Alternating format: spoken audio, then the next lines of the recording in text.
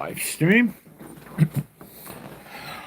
And I'm Moshe, and I'm coming to you from Israel in the Galilee.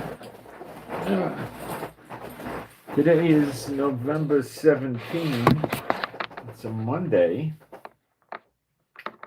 and it's about 8 8:18 in the morning. And let's take a look at our weather. We're in the warm-up phase from the rain. We had 2 or 2.5 days of rain. Can't remember. And now we're in the warm-up. So we're going to hit 73, but right now we're at 61. So we're going to warm up at around noon. And we'll stay warm till probably 5 o'clock.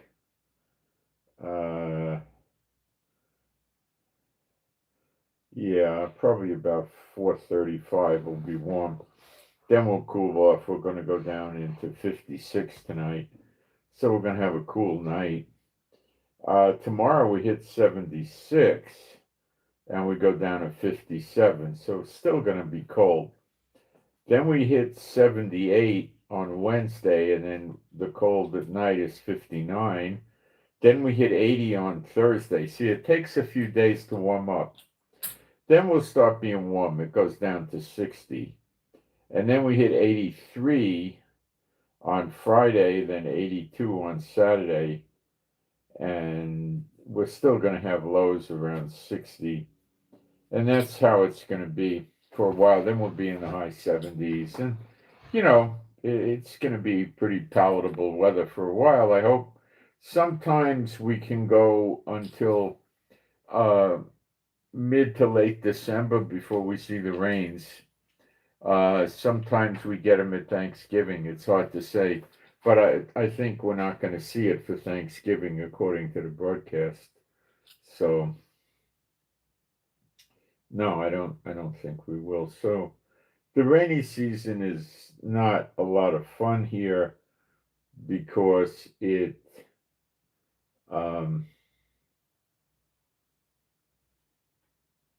hold on, something is weird here. I'm looking at a calendar. Must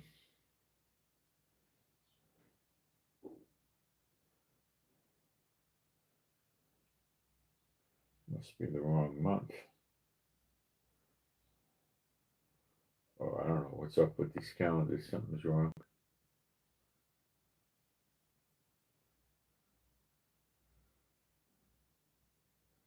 August. Why does it not show? Oh, I don't know. Okay, so what the heck was wrong with this thing? My calendar went wacko. Today's the 17th, and it's a Monday. So that's the wrong month.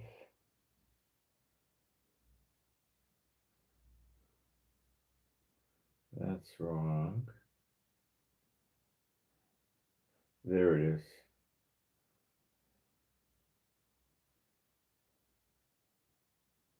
Oh, this calendar is all messed up. I don't know what's wrong with it.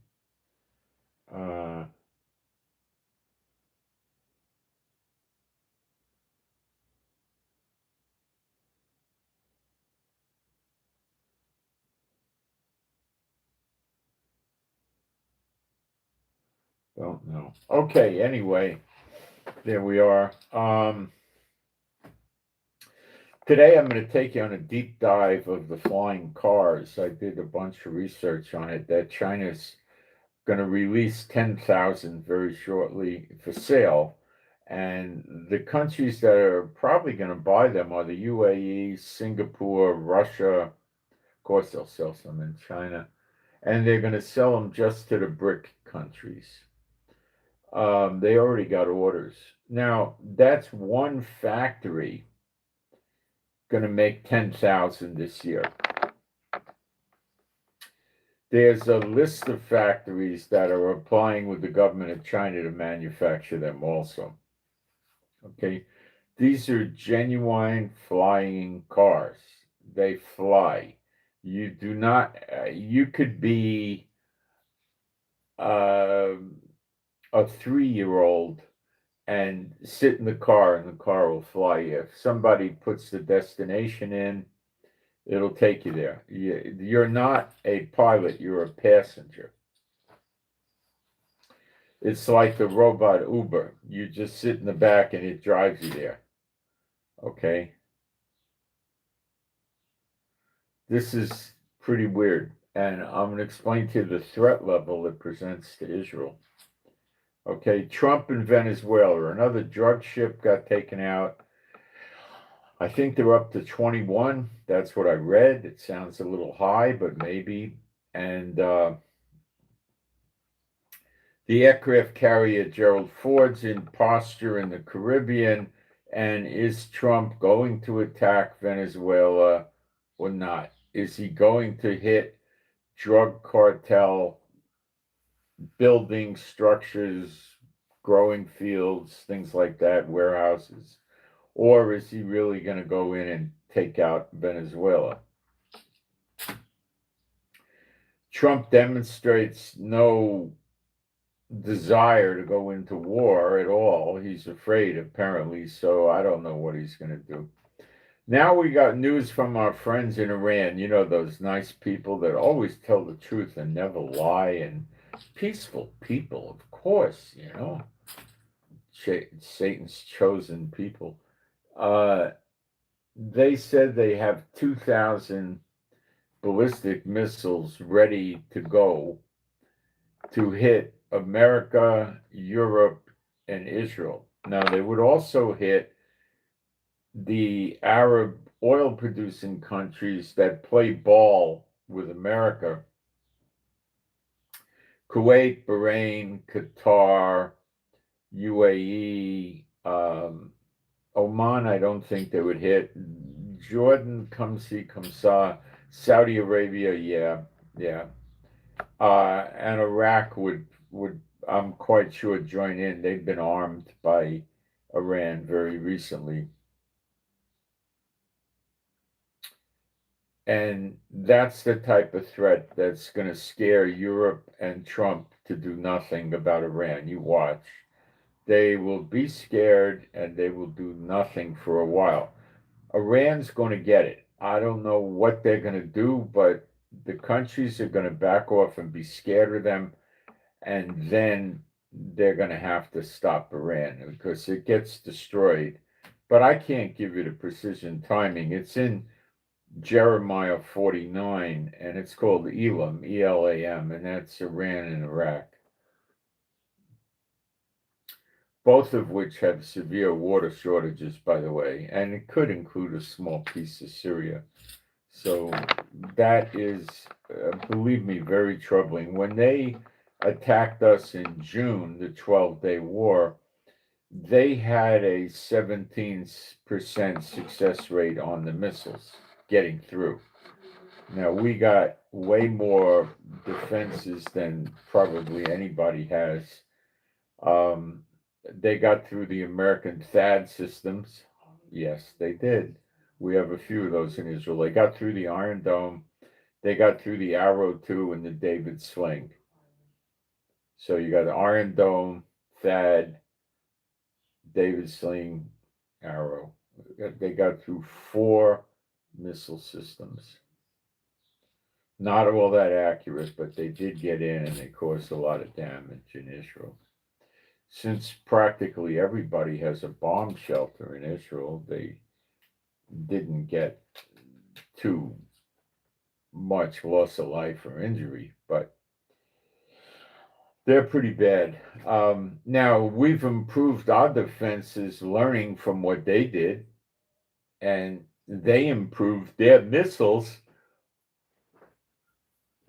learning from what we did. So where we're at with them now, I don't know. We might get it down to 10% or 5% get through, or they might get it up to 25%. I don't know.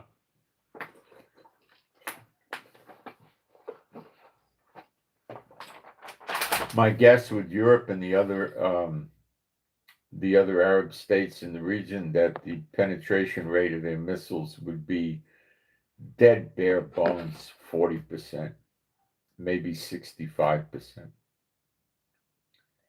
Very, very, very powerful they'll get through, because these guys don't have anything decent to stop it with, including the American bases. They got through the THAAD, okay? And you see, the thing is, Israel has a lot of anti-missile systems, okay? And also we had neighbor countries trying to take them down.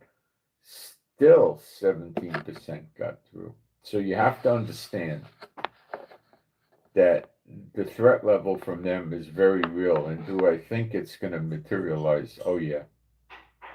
Based on prophecy, they did something to get a lot of people mad. It says her enemies go after her. They really get it. They all leave Iran. They get scattered into all the other countries of the world where the sword follows them and they get cut off. It's in Jeremiah 49. Study Elam. You want to study Yemen? It's called Edom, Edom. It's in Jeremiah 49. They get busted up so bad no one ever lives there anymore. All right, so we're going to cover this kind of stuff, and we'll talk about Israel and the curse of Israel named Benjamin Netanyahu, in my opinion, and we'll go through stuff like that. So I'm going to go into the live stream and suffer through this new layout that YouTube forced on us. Pathetically bad layout. I'm going to go into the live stream and suffer through this new layout that YouTube forced on us. Pathetically bad layout. So we have people coming in. We got sound and picture. And I'm going to put a post up in there real quick. You want me? No, ma'am. Okay. I'm going to put a post up in there real quick.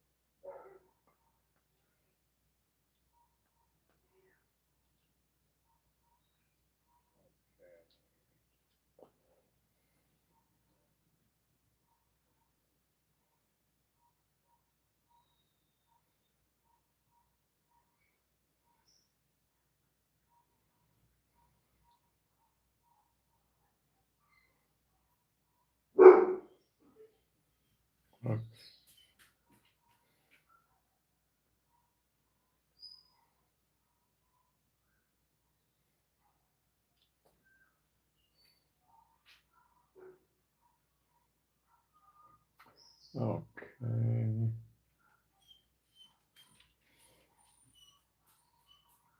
I'm going to pin this up and then we get going.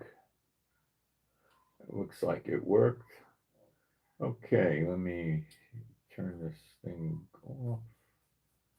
All right, I'm going to do some praise because we're a Bible believing site, Old and New Testament. There is no God like Jehovah. There is no God like Jehovah. There is no God like Jehovah. There is no God like Jehovah. There is no God like Jehovah. There is no God like Jehovah. There is no God like Jehovah. There is no Messiah like Yeshua. There is no Messiah like Yeshua. There is no Messiah like Yeshua. There is no Messiah like Yeshua. There is no Messiah like Yeshua. There is no Messiah like Yeshua. There is no Messiah like Yeshua. Okay. So I think we need to start with the Chinese flying cars. First of all, these things are not going to be very expensive. I'm hearing numbers of $7,000-8,000. Okay, I gotta describe to you what it really is, because until I studied it, I didn't know. It's a 6-wheel car. Okay, the car has 6 wheels on it. Okay, it's electric, and the flying thing is electric. The flying component of the car separates itself from the car when it drives. Why? because the car would have a lot of parts and its own motor, its own big battery. It has heavy tires and drivetrains and transmissions and all that kind of stuff. So it's rather heavy. So you're going to change things if you want to have the whole car fly. Plus, you're going to develop air resistance because the car is not aerodynamic as much as the drone part. Well, the flying part. It's using rotors like drones do. Now, they got all different models. Now, this is just the first factory banging out the first 10,000. They're going to probably, during early 2026, have 5 or 6 factories banging them out. You know, they're not expensive, these things. They're not. Got some soup here. They use electricity to charge. When they're flying, they can go 78 miles an hour. So they're not going like a private aircraft or anything like that. Even helicopters can get to 150. So your big advantage is not that you're going to go faster than a car on the interstate. It's your advantage is you're going to travel as the bird flies, so you could cut through forests, body of water, you know, mountains, all kinds of things where a car can't go. Okay? And you don't have any traffic congestion. All right? Now,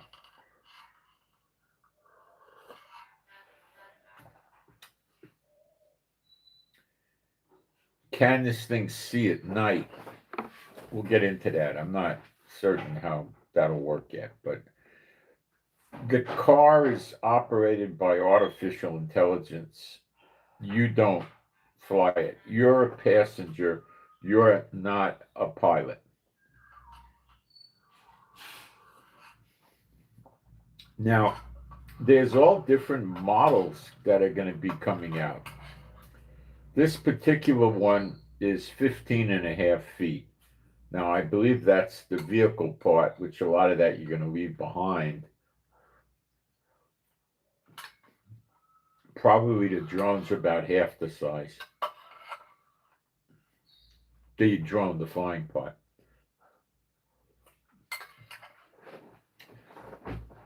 So you can't take the thing and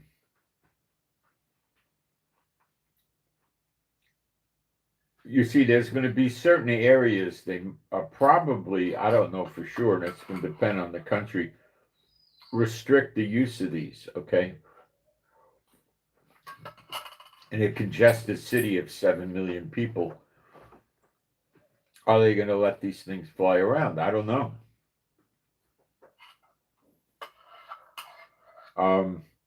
You got problems with hitting telephone lines, cables, electrical lines.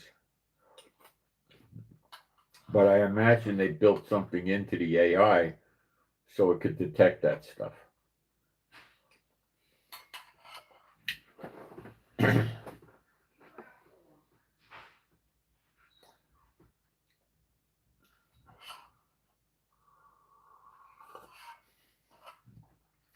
The range of these things is going to have tremendous variance. They can put different size batteries in these things. The furthest range I heard was going to be about roughly 300 kilometers or about 180 miles. That's pretty good.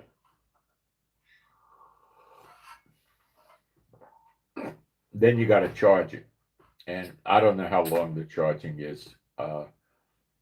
Well, you know, all these little details, I'm not sure. But they are going to be vertical takeoff It is vertical takeoff and vertical landing.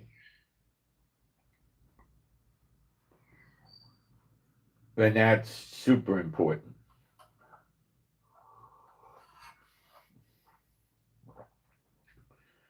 In other words, you could keep it in your driveway or your backyard.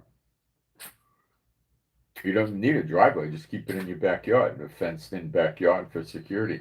And then when you get in, you just go up and that's it. So you're basically telling the artificial intelligence where you want to go.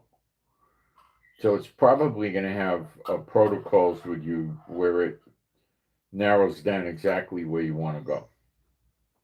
Okay.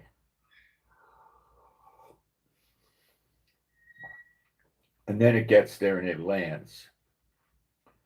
How you stop it from having somebody steal it, I don't know.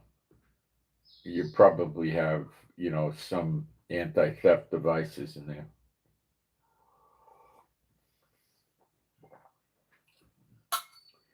Will delivery companies use these? Yeah. But it's not going to be that valuable for UPS or FedEx because, this thing, I don't know how many passengers it could have. They're going to, the first one out might be 2, it might be 4, probably 4.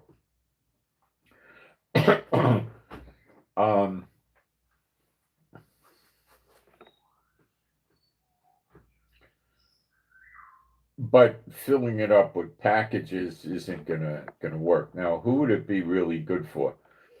A pizza delivery guy or some food delivery store when it's getting a lot of, when do they get a lot of call for people? Like in rush hour. A lot of people get off work in a big city at 5 o'clock and they know it takes an hour and a half to get the food, 2 hours, so they call up and order the food when they're leaving the office, right?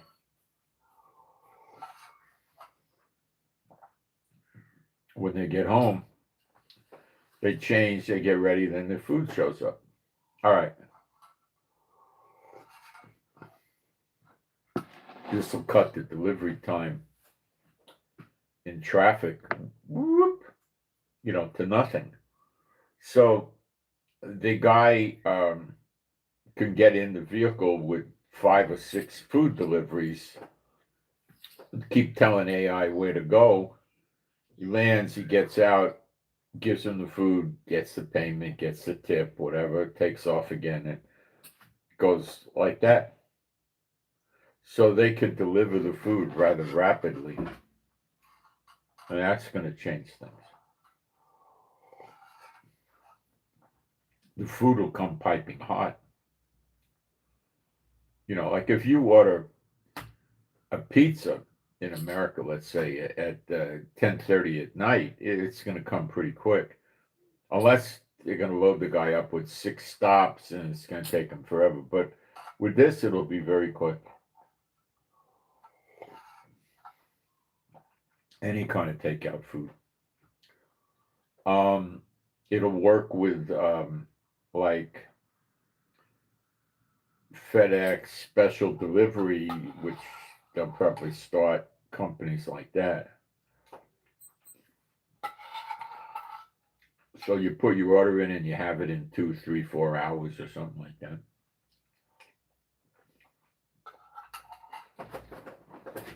That's another interesting application. Paramedics.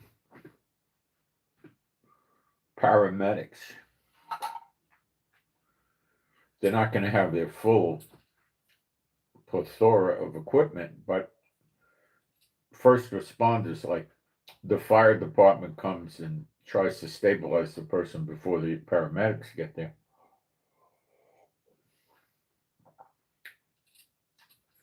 They'll be able to get there in traffic very quick and save lives. This will be a good thing.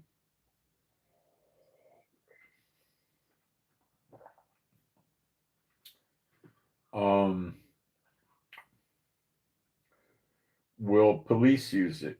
Oh, yeah.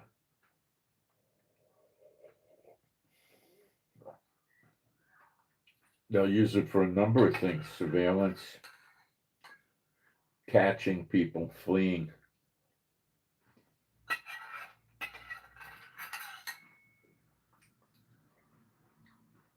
Are they going to have flying car to flying car chases?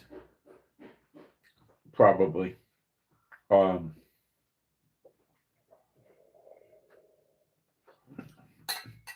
They'll prefer using a regular helicopter for something like that because the helicopter will go about twice as fast.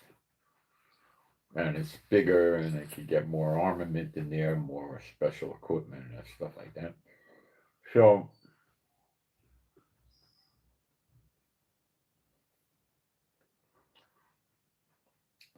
but they could use it for quick response. You see, in a city, if they're going to a call, usually they're allowed to go 20 over the speed limit. So if the speed limit is 25, they can go 45. City police don't want them in a 35-mile-an-hour zone going 80 miles an hour. It's too dangerous to them and the civilians. And if you let them do this a lot, you're going to have a lot of high-speed crashes during the year and a lot of really busted up people for life.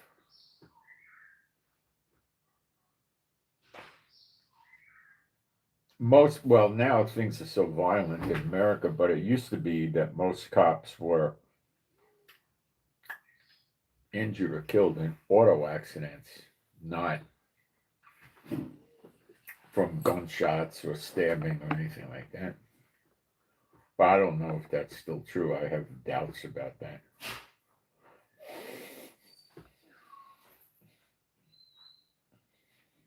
Now,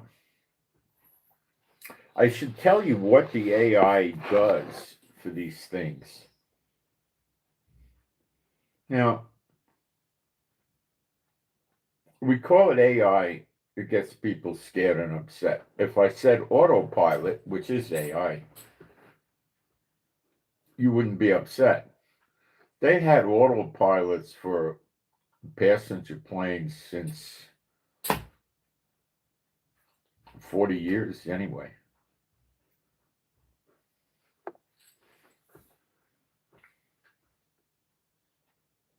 Long time. So let's get into it.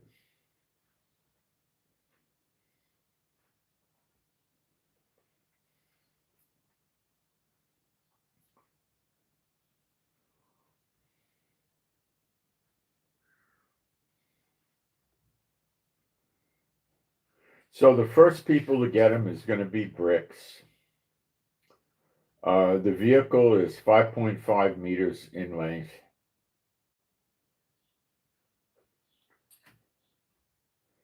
Maximum expected speed is 130 kilometers per hour, which is about 78 miles per hour.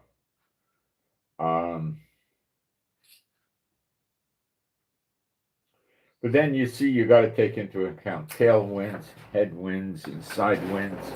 With a car, you don't really get into that because it's on the ground with the tires, you know.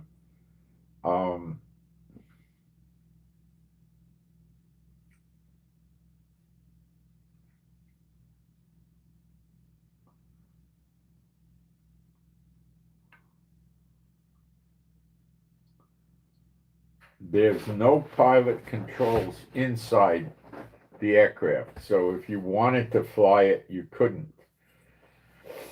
And that's how they can get these things done. So you don't need to be a pilot. You don't need a drone license. You don't need any certification. You don't need nothing. You don't need to be trained to intervene if the system fails. None of this. Okay.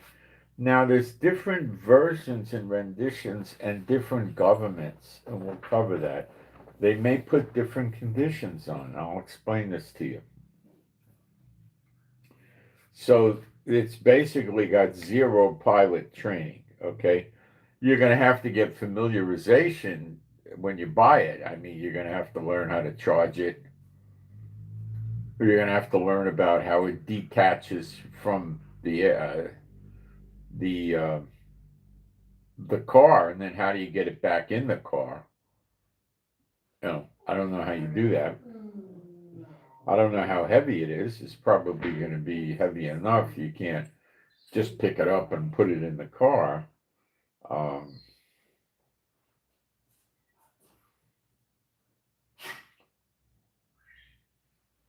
So basically, you just sit in the aircraft, put a harness on, so the thing's not going to take off till you strap yourself in.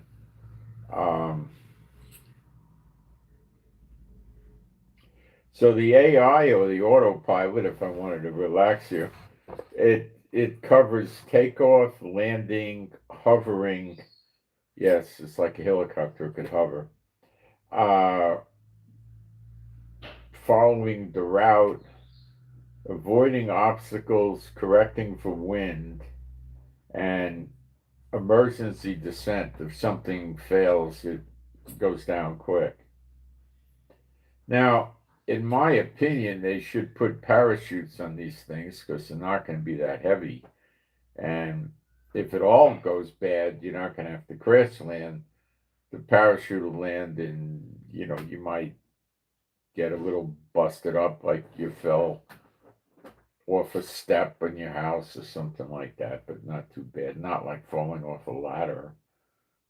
Maybe a very small ladder, but I mean, you're going to be okay.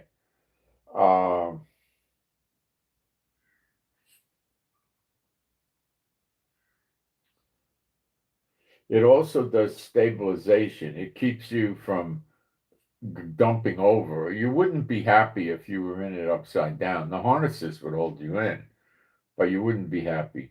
I do not believe these are going to be convertible. It also takes care of flying in the rain.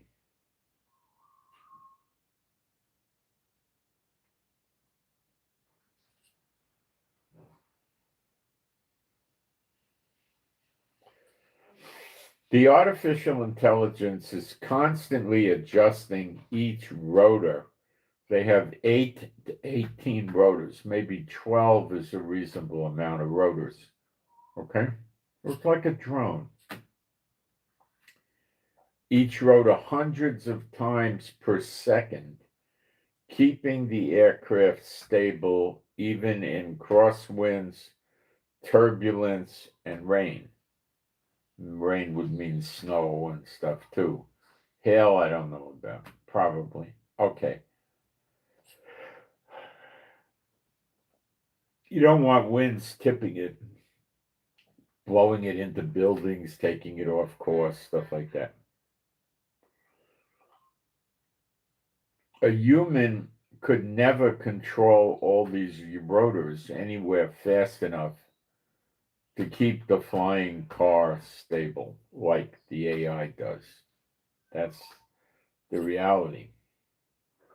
It has sensors and it watches for buildings, drones, other vertical takeoff car, aircraft, power lines, weather hazards.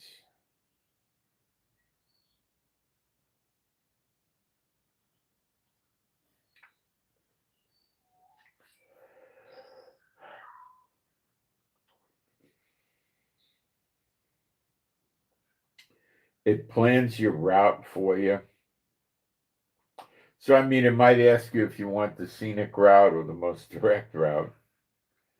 It also takes into account safety and picks the safest path to go and the safest altitude. That's the key. Now, if you're worried about trees, you might have trees that are, 100 or 200 feet in the air. So you'd want to probably position yourself at an altitude of 500. But if you're in a big city and you had higher buildings, you might want to position yourself at 1,000 or 900 feet or something like that.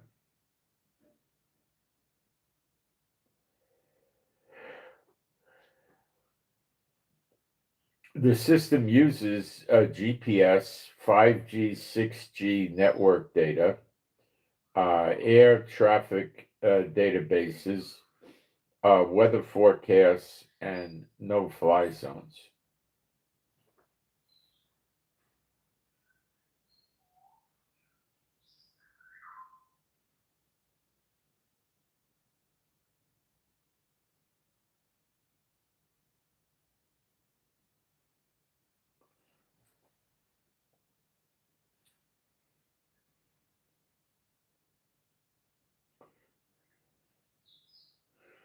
some of the systems that they have in place already now they sync with air traffic controllers.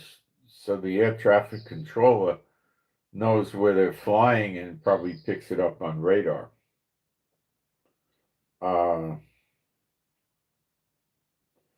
If something fails, which could be like a rotor, a battery, navigation, it's going to have a flat screen in there for people to watch movies and go on the internet. If that fails, I don't think they're going to care. But the essential things fail. The AI can reroute power, can redistribute lift,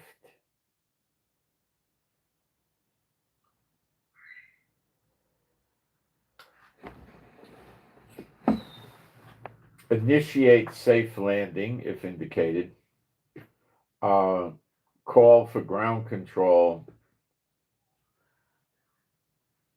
and some of them are going to have ballistic parachutes. Now, the idea there is probably it's an option, and it's probably going to be about $2,000, $3,000. What is a ballistic parachute? Well, it's a parachute that has a canister, maybe of gas or something that's non-combustible, like explosive, and it's going to blow the parachute up and away from the aircraft. You know, the parachutes can have 15, 20-foot cords, so the parachute will be 15, 20 feet away from the car. So it's got to get it deployed because you're not up at 15,000 feet, you know, you're up below. So it's like a pilot ejecting from a plane, you know, in a sense. But he's normally, sometimes it's a low altitude ejection. So they got to get that parachute open so it could start cushioning you, especially if you're low to the ground. You understand? So that's why they're going to blow it and it's going to open up. But with the parachute, you still have liability, but it reduces a lot of it. What do I mean? Well, if you're dumb enough to be flying over a 25-mile lake, you're going in the water, and I don't hear anything about pontoons on these things, right? And that doesn't mean they wouldn't put them on there one day, but I don't hear anything about it now. So I wouldn't go over the water more than maybe 100 or 200 yards from the shore, you know, if that. But you're going to have idiots that aren't going to pay attention to that, right? Okay. So you parachute down into the water, and then what? The car will most likely sink. You probably will not have a life vest. If you're in reasonably decent shape and you don't get hurt landing in the water and you're 100 or 200 yards, you could probably just take your time and do a side stroke and get up to shore. Now, if it's 40 degrees outside and you're dripping wet, and you know that can be fun and being facetious. Okay, so I wouldn't like taking the thing over water, but the parachute's a game changer. You see, my gripe with the airlines has always been this for decades. They could probably put 2 or 3 parachutes inside an airliner, okay? And it could probably come down with a reasonably decent amount of safety. Now, you got to be careful because these things could hit buildings and bounce off a building and get into trouble. I'm gonna go, I'll be back. Okay, so you've got to be careful with that too. But you imagine all the lives they'd save if they put parachutes in the airliners. You'd need probably at least 2, okay, maybe 3. 2 would probably do it, a front and rear. And they'd be huge parachutes, not what an individual uses. And it would be the same thing. You would blow it up and it would open and cushion the fall. You'd probably come down at about 15, 25 miles an hour, something like that. So if you were sitting in a seat in an airline buckled up, what would happen to you? I don't know. You might bang your head lightly on something. Probably not much of anything. It'd probably be like having a 25-mile-an-hour accident in the car while you're all buckled up. Usually nothing much will happen to you unless you got hit in the door or something. So, it'd be like that. But they never used them, you know. These kids that have death wishes and fly in paramotors, I think that's somebody that has a death wish. They sometimes carry an extra parachute. So what they do when you do a paramotor, you're basically sitting in like a soft piece of fabric, maybe this thick and that long, or you might have a board you're sitting on or something like that, padded board, and you're strapped in probably like this and at the waist, okay? And a lot of them like it because their feet are dangling. Look, people like getting on roller coasters where their feet dangle and the roller coaster turns upside down a few times. They like that stuff. Listen, if I built a ride, all right, I take a brick wall, right, maybe 50, 75 feet long, and make it about 8 feet high. And in the brick wall, I would put spikes, like spears, right? Like 60 or 70 of them in there. Then I would take people and put them in a car, where instead of having the cars one behind the other, have them wide and propel them on a track at about 70 miles an hour right up to the spears and then stop them abruptly without hurting them. And they'd pay a lot of money just to have the death wish stuff.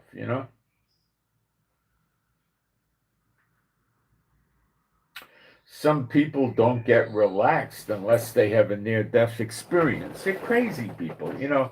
There's people that fly. I mean, there's a lot of these people. Don't think there's a few. There's a lot. They like roller coaster people. They got groups and clubs and stuff, and they travel around the country, around the world, trying all the different roller coasters. They love these things. And if they take a trip, like they go to Belgium from America to get into a roller coaster, they're going to ride the thing 3, 4 times.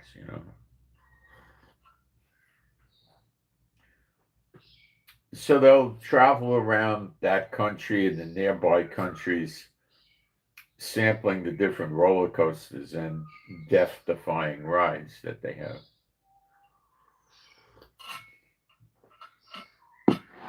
I always like the dark rides in the amusement parks and the theme parks.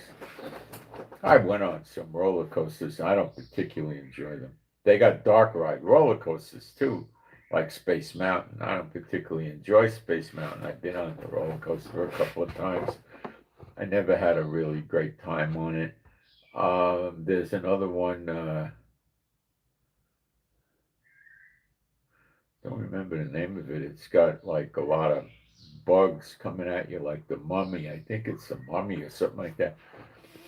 I went on that thing, and I don't particularly. It's a dark ride roller coaster. But the real heavy duty roller coasters are outside.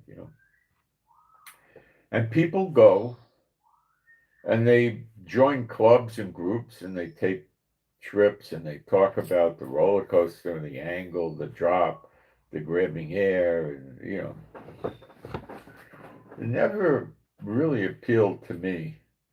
Most of the amusement parks in my book are boring. I mean, they're great for little kids. You know, if you're taking kids that are like, 11 and younger, they're great. But if you're going with older kids, and they're not that interesting. Um, the real big ones like Universal and uh, Disney are special. They have another one with the water show. It's not much of an amusement park. I can't, Marine World maybe. They have animals and different attractions. It's a fun place, but it's not really an amusement park. You sit and you watch the show with the fish, and the trainers have the fish splash water on you. So if you're sitting in the first 6 or 8 rows of the show, you're going to get drenching wet. So if it's 85, 90 degrees out and the kid's 9 years old, they think it's the coolest thing in the world to go get drenched wet.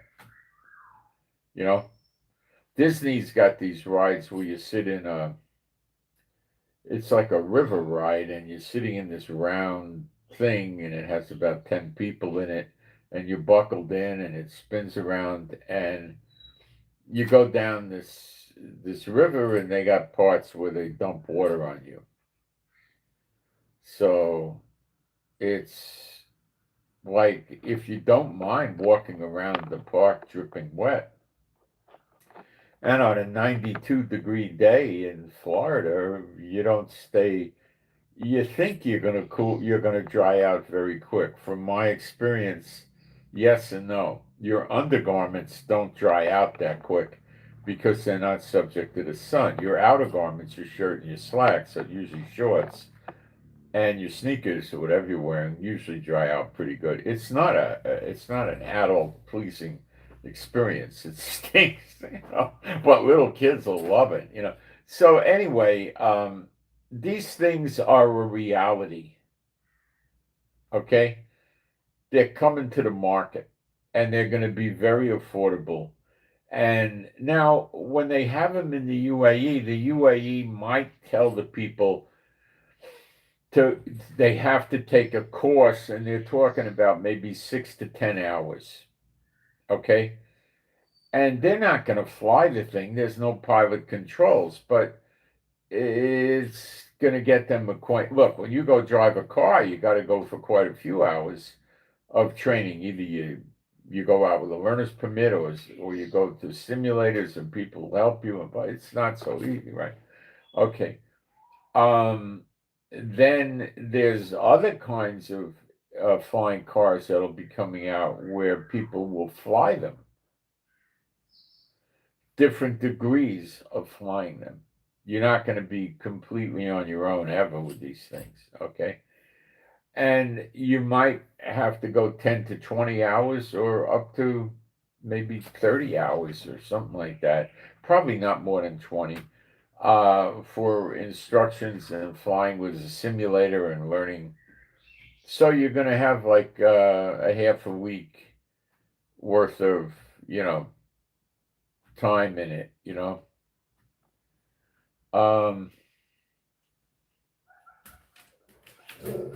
And after you finish with the simulators and the classroom work, then they spend a few hours. An instructor takes you up in the flying vehicle to check you out.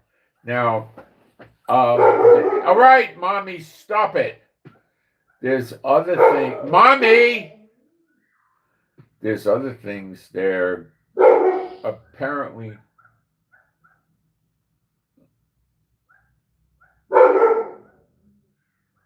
going to be making gasoline powered flying cars. Now, the advantages of that is going to be predominantly power.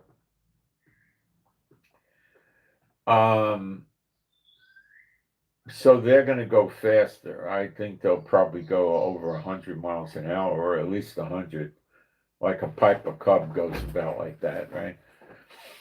But it's going to require you to get helicopter pilot training, which could be 50 hours or something like that, 70 hours. But now some of these might get bigger and more powerful. You might even get 150 miles an hour. One advantage of them is, and the electric version too, the flying car has its own battery The driving car, the one that goes on the highway on the ground, has its own battery, right? So if you're driving with your car and you run out of battery, you can push it off the side of the road, get in your flying drone type component, take off, and go home or something, you know. But it's going to change the whole world. Okay, everybody's going to be able to get in it. I mean, if you could ride in a taxi, you can ride in this. So you could be blind, you could be in a wheelchair if you could get in the thing, you know. Yeah, you're not. They'll probably come up with something for people that are invalids and crippled, you know. Now, living in Israel, having as a kid law enforcement background, let's talk about the dark side. Is this good for criminality, for just money-oriented criminals? Oh, it's fantastic.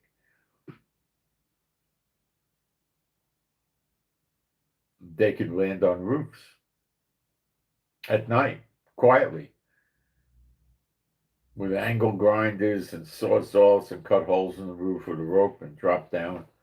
If there's a motion detector, it'll get picked up. If there's not, you know, they could rob facilities. They could rob people easily, just land and stick up somebody or stick up a store and then get back in the thing and take off.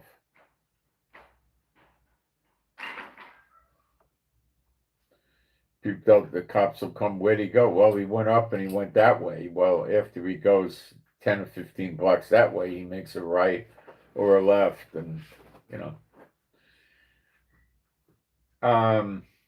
So it's a great tool for a robbery, where a helicopter is, yeah, capable, but a helicopter can't drive on the road, and then you just leave it there and take off in your flying component, you know. And a helicopter's a big thing, and it spews up a lot of wind, and, you know, it's a different animal, okay? And it's licensed, it's got call numbers. What are these things going to have? License plates? I guess. The government's going to have to adjust to these things. And the government is stupid. Every government in the world is stupid because they're all Satan bots, and they're going to have trouble, okay? Now, you'll be able to buy these in one country, and they're going to want you to take an 8 or 10 hour course, even though you're just a passenger. And then you'll buy it in another country, and they'll just hand you the keys. I remember, let's see, what year was this? It was 67 or 68. The hippie era was like my college days, and the motorcycles were a trend back then, okay? They were making songs, you know, first gear, it's all right, second gear, hang on tight, faster, about a Honda 50. These things were idiot things. A Honda 50, you could just about outrun it, and people were buying them. I mean, one thing driving on 25-mile-an-hour city streets, but people were putting them on highways at 50, 55, and man, I wouldn't want to get anything less than a 600cc motorcycle, because I don't think you got enough under you, enough stability. But anyway, I drove motorcycles that were lighter. I got a scar on one of my knees from one. A Suzuki X6 Hustler. This thing was incredibly fast. 250cc motorcycle with a 6-speed transmission that went faster than a 427 Corvette back then. I mean, this thing was amazing fast, scary fast. You know, what are we talking? 0 to 60 in maybe 4 seconds, something like that. Like a Cobra, like a 427 Cobra, something like that. So, today the supercars do it in 2 seconds, twice as fast. But it was 4 seconds is very fast. And okay, so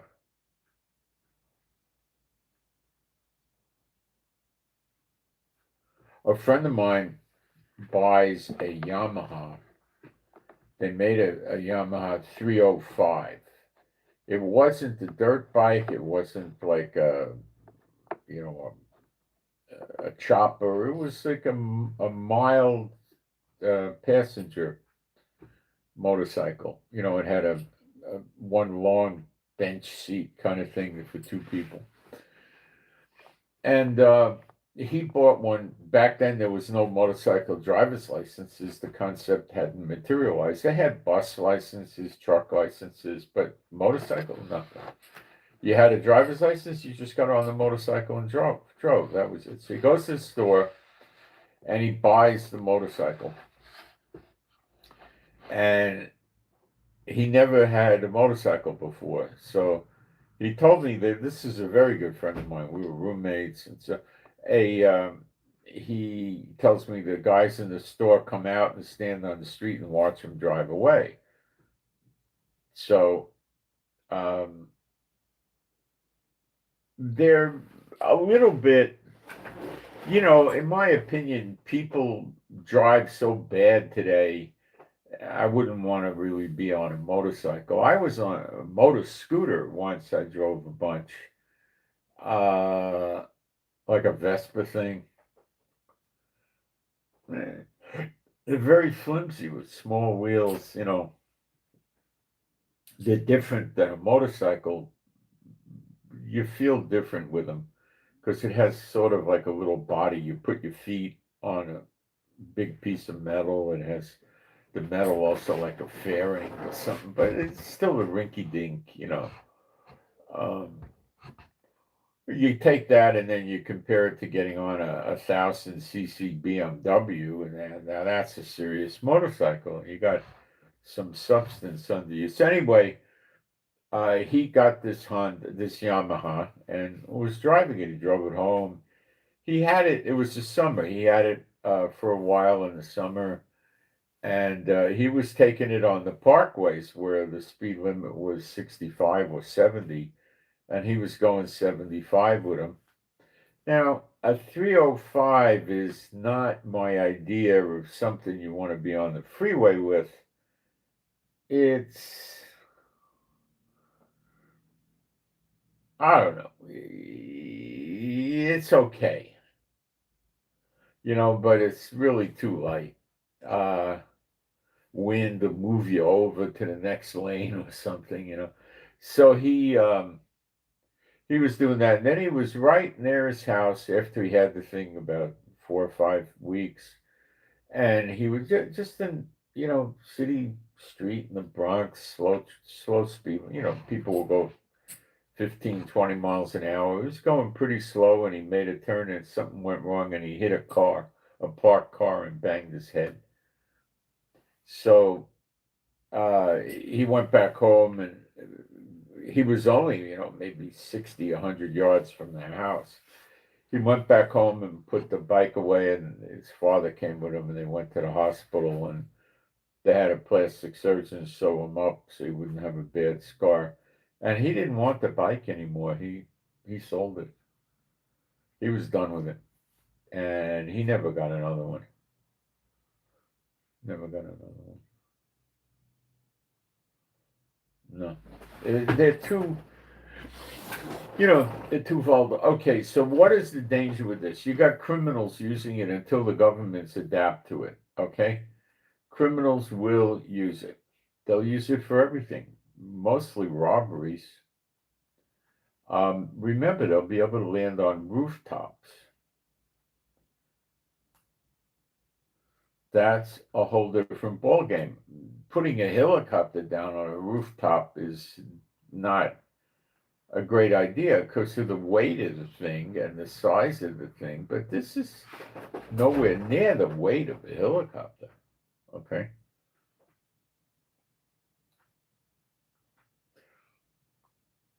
That opens up all kinds of crazy doors, right? Can it be used as a terrorist weapon? That's the scary part. Yeah. What if they buy them in Syria, Iraq, Jordan, Lebanon, Gaza, Egypt? they got enough range for them to fly in to Israel.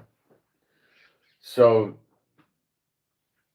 2 or 3 or 4 of these idiots could get in there with rifles, AK-47s, and just fly around mowing people down in the street. Would they get hit? Well, it's not easy. Remember, when they're in a vehicle like that, they could each bring 5 or 10 clips, 40 rounds each. They could really cause a lot of damage. And then when they run out of ammo, they keep one clip just in case they're getting chased or something and go back to their country. So they could possibly get in, kill a lot of people, and get out. Will they get picked up on radar? I don't know. If they're flying low, like they're going 40, 30, 40, 50 feet, maybe, yeah.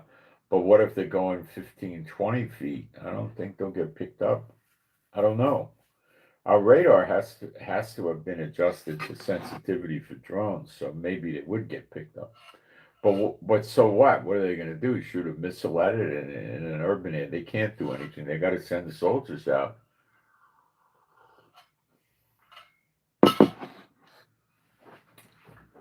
To find it and shoot it down. If it's nighttime, how are the soldiers going to see it?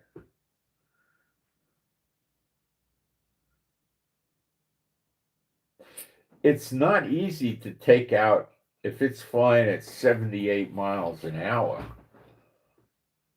Let's say it's, 60 feet up in the air even. Can you hit it with a pistol? Well, theoretically, but in reality, you probably never will. Couldn't you hit it with an assault rifle? Well, a much better chance, but what you really need to hit it is a machine gun, a full auto assault rifle, where you got a 40-round clip, and you get the thing in your sights, and you put about 10 or 15 rounds up at it, and then all you probably got to do is hit it with 1 or 2 bullets, and it's going to malfunction big time. That's really what you'd have to do. So you'd probably be spraying, if the thing stayed in your area, multiple clips, but your strike range is going to be about 300 meters, 200 more like it. So you're going to have to see it, get your gun, you're going to have about 2 long bursts, maybe a third if you're lucky, and you might very well hit it. You're probably at a 50-50,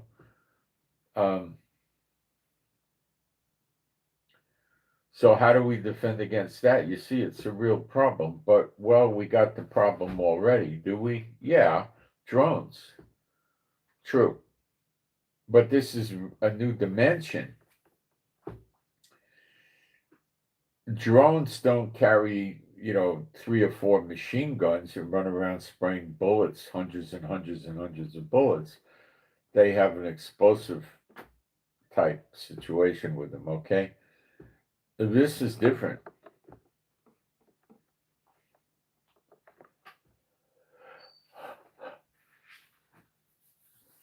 They could ride around shooting people for quite a long time. And it'd be very hard. You can't send a helicopter to readily attack them. What's the helicopter going to do? Fire rockets at them when they're low in urban areas? No.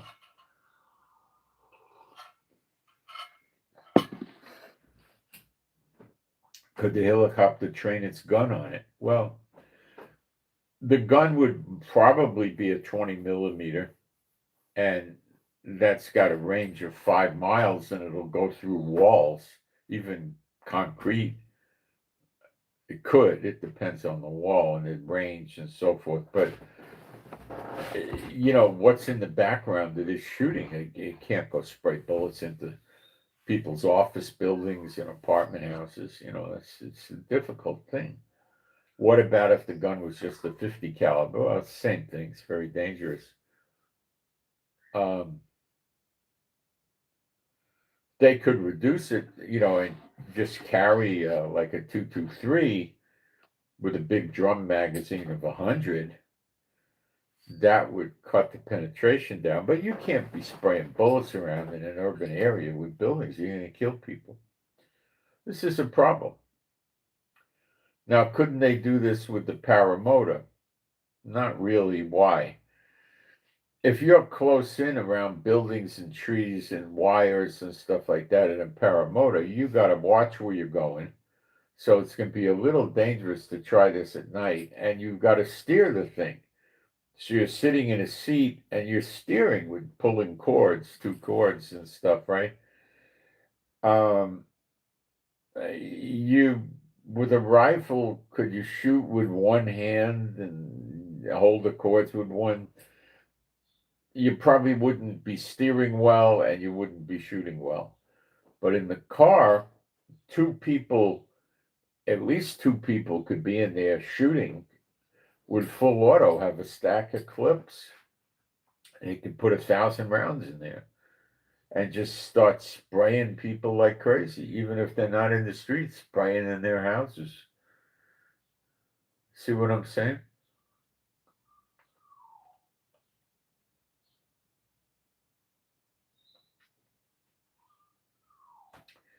It's a very, very bad terrorist weapon. And it'll change the face of crime. And it'll change the face of a lot of other things.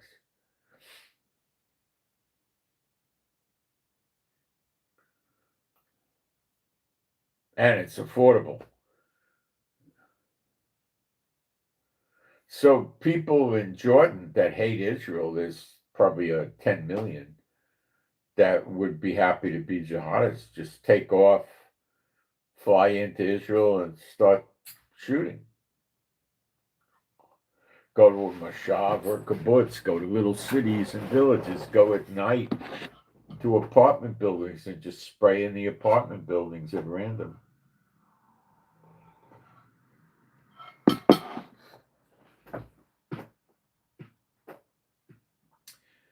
Drug delivery.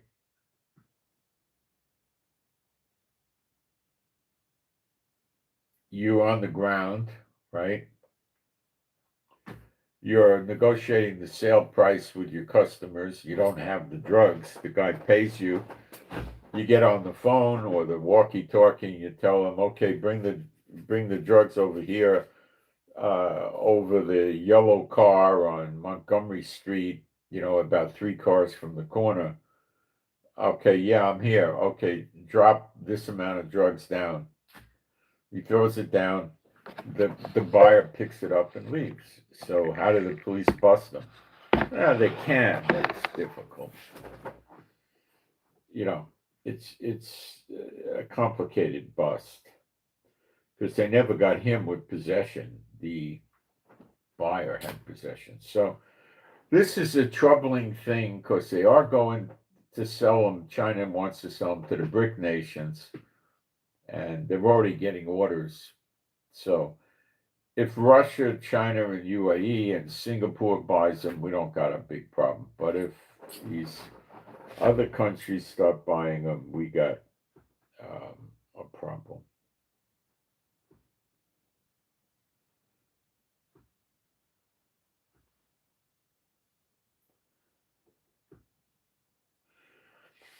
So there's going to be all kinds of different licensure or no licensure on these things.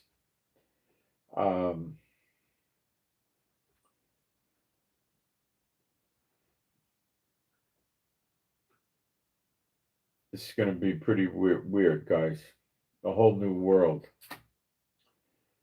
Okay, we'll keep moving on. Iran revived its Hezbollah smuggling network through Turkey using the Mediterranean Sea and crypto for money. So Turkey's helping them smuggle weapons into Lebanon. Turkey got to go, and it will. It's the Hittites. In your Psalm 83, you read about them there.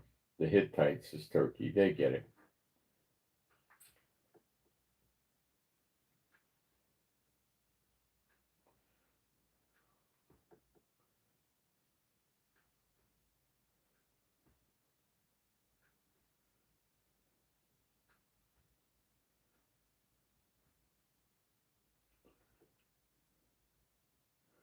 So you got about 5 or 6 Chinese companies that are going to be banging these flying cars out.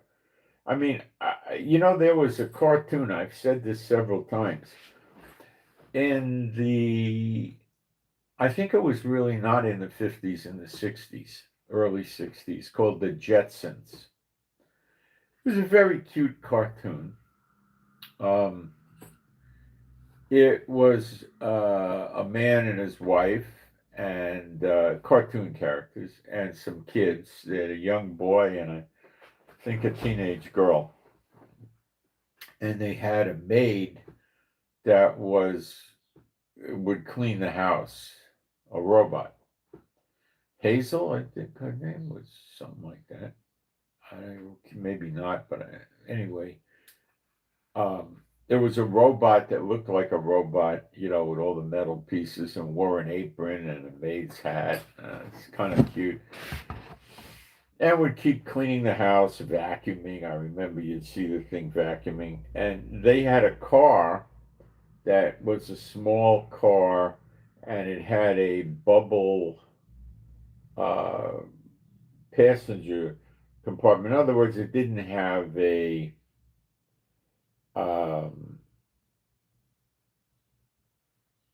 a solid metal roof or anything. It was a bubble of glass or plastic so they could see.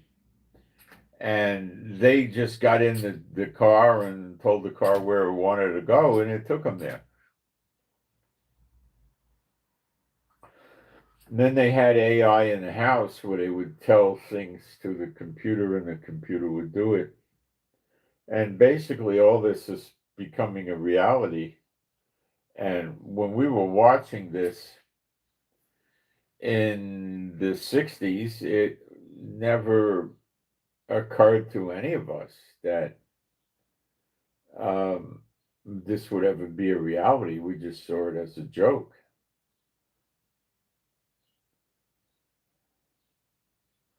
We never took it seriously, but we took it about as seriously as you would take Star Trek or Star Wars or something like that. Nobody believes this ever going to happen. But anyway,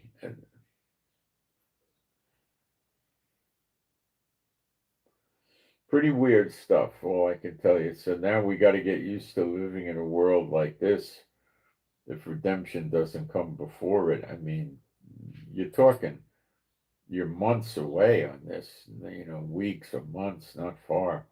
I mean, these things exist already,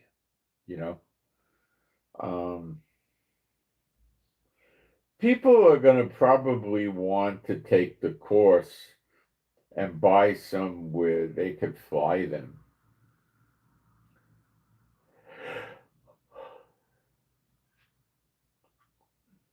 It's going to be how much does the course take?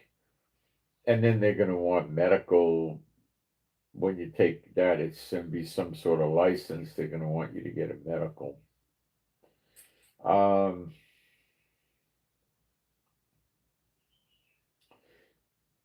And if you commit violations with your vehicle, what can they do? They can't take your license away. You don't have one. They can take your flying car away, I guess. Confiscate it. They can't take your license away or suspend it. You don't have a license.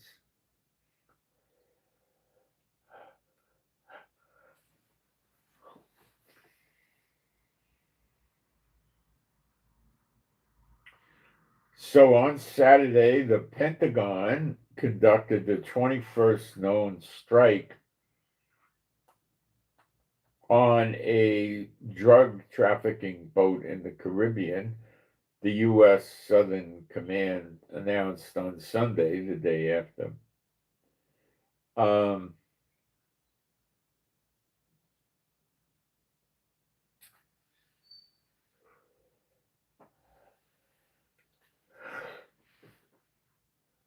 Is Trump really going to attack Venezuela? Guys, I don't know. Trump is a coward. He might have been waiting for the aircraft carrier to show up. Why, I don't know.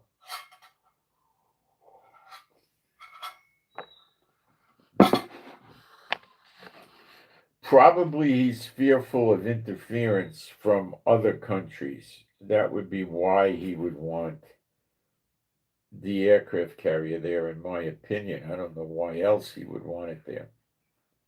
Okay. Venezuela can't do that much to him.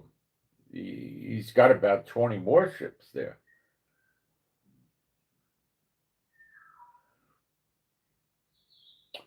What I think he has the guts for is striking targets of the drug cartels, which would be the fields where they grow crops like cocaine, opium, marijuana, and factories where they make drugs. Hold on a minute. Yeah.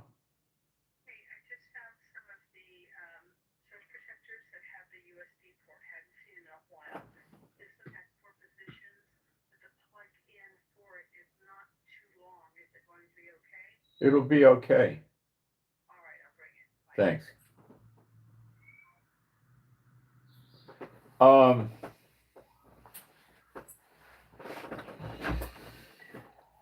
Do I see Trump actually going into Venezuela and overthrowing Maduro and bringing boots on the ground troops in, occupying the capital city and Caracas, and doing all this stuff? No. He's too scared. Because he could get blowback from other countries that'll come help him. What if, Russia wants to help him, and gives him weapons? We don't know if Russia gave him weapons already. We're thinking Russia maybe gave him defensive, anti-aircraft systems, which he probably did. But Russia may have given him anti-ship missiles. We don't know.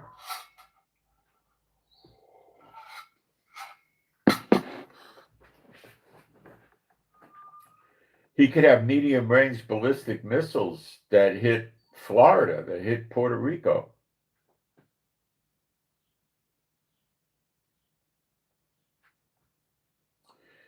Would Maduro deploy those if Trump was predominantly hitting the drug cartels? No, I don't think so. He would just say, well, Trump's going to go beat the drug cartels up, and then he's going to leave, and then the cartels will rebuild, and we'll be in business again. So we'll lose a few months. What are we going to do? We all got hundreds of millions of dollars in the bank. We'll take a vacation. Now, the Mexico problem, where they're storming the palace to get rid of the president of Mexico, who's a crook? It's a drug cartel president. It always is. So what are they going to do? Get a non-drug cartel president put into office? That's a joke. Never happened. These are evil times, and Satan's running every country. You're not going to see anything happen. Oh, they might actually break into the president's palace. They didn't get inside yet.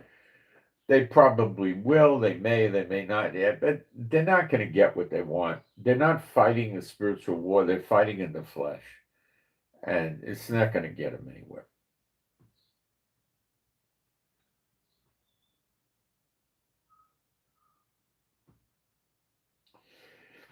In Israel, there's a great fear right now that Netanyahu is being strong-armed by America, particularly Trump. That could result in a Palestinian state down the road. And America may even recognize this Palestinian state. See, Trump is such a whoosh, so scared that he's now shifted. Remember him and Witkoff and all of them. The Hamas is going to disarm. They got to disarm. If they don't disarm, boy, it's doom and gloom. And now Trump's talking about them not disarming.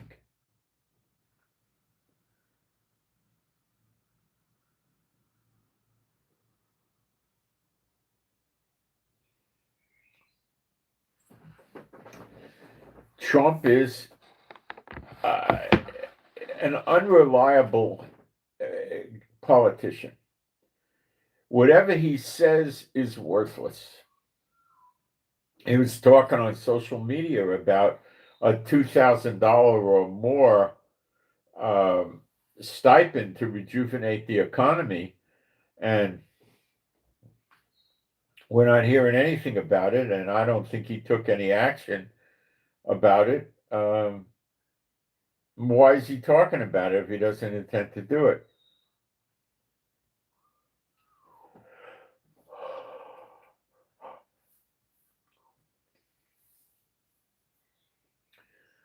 They're talking about there's going to be a wonderful Christmas shopping season in America. Oh, they're out of their mind. There's going to be a depressing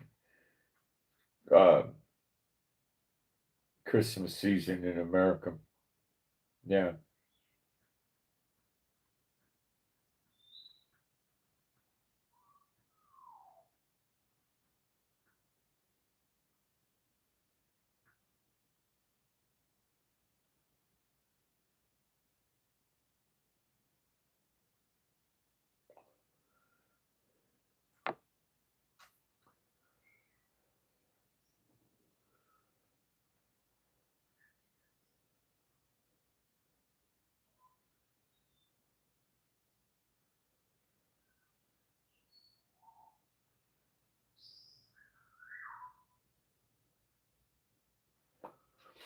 So we're going to watch Trump and see what he does. I think he's definitely going to hit the cartels. He's attacking their boats. He'll bomb their facilities. Guys will get killed. Cartel will get killed. He might do warning notices, like they fly over and drop warnings and say, leave now, your building's up for destruction. But if they do that, they're going to carry out, mountains of narcotics with them. So I don't know what he's going to do. But he kills them on the drug boats. He'll kill them when he blows them up. And will he put them out of business? Temporarily, sure. I think he can. But that's about it.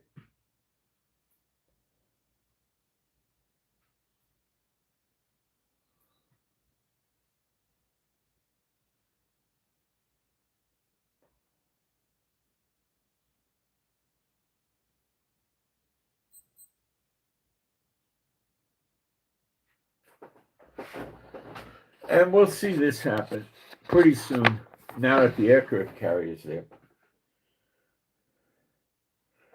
So we got problems in Israel now with our schmuck in Yahoo. Ben-Gvir, the right-wing guy that's in charge of security of police in the Shin Bet, along with the finance minister, Bezalel Smotrich, these are the two right-wing guys that wield a lot of power in Israel.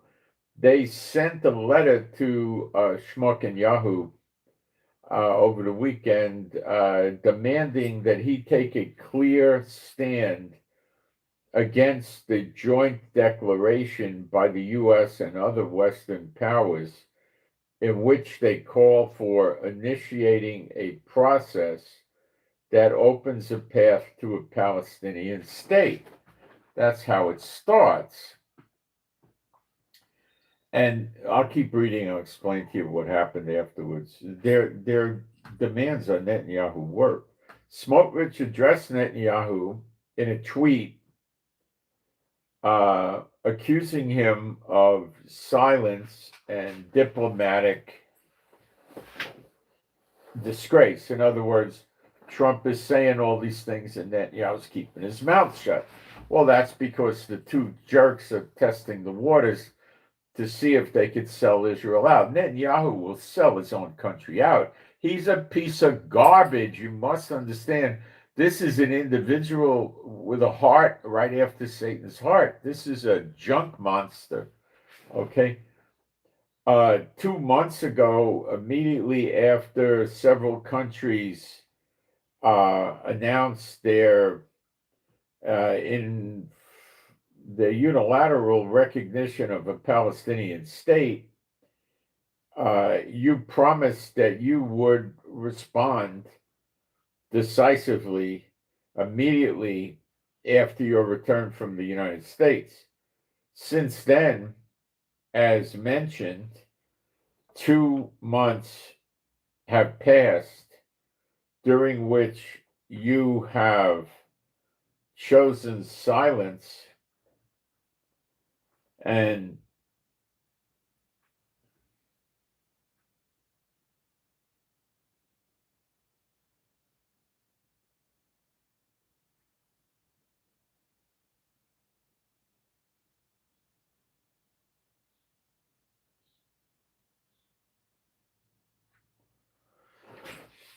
so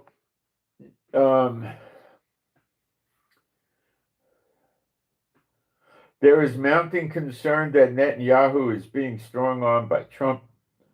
Okay, so what happened is that yesterday there was all kinds of announcements from Trump and the defense minister Katz and some other people, high-ranking government people in his coalition, stating that there ain't never going to be a Palestinian state.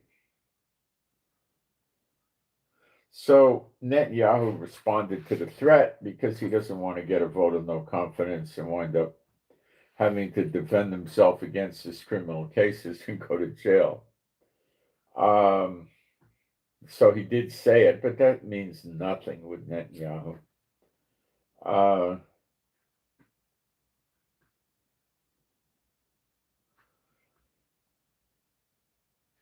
Do I think that Iran has 2,000 ballistic missiles that could be launched?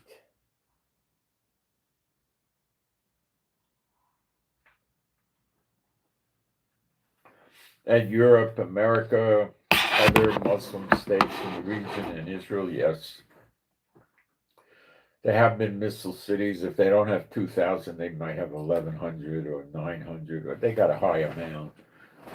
They could reach many areas in Europe. That Orishnik missile that Russia has goes pretty far, and Russia could have given it to them, and they disassembled it and re-engineered it for themselves, you know.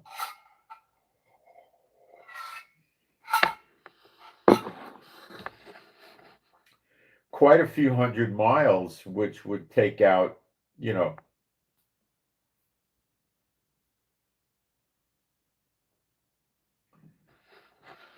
go into Europe.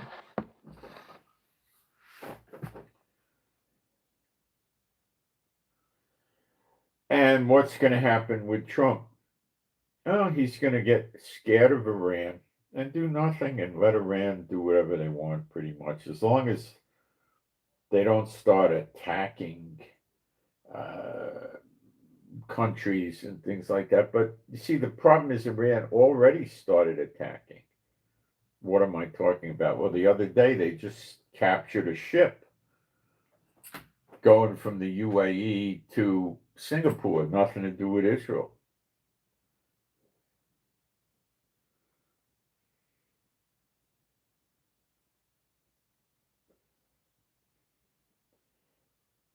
And what's Trump going to do about it? Not a darn thing. He's scared of everything. Some people get mad at me for talking like that. Go get mad at me. I'm not going to sit there and shine you on and, you know, try to tell you what a good guy Trump is when he's not. There's nothing good I see about this guy.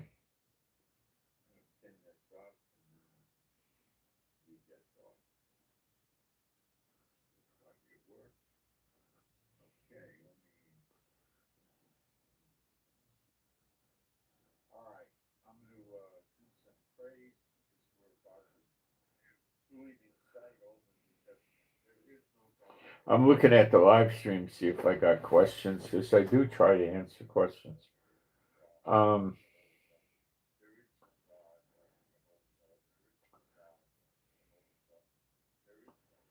India, yeah, we get a bunch of people from India periodically here.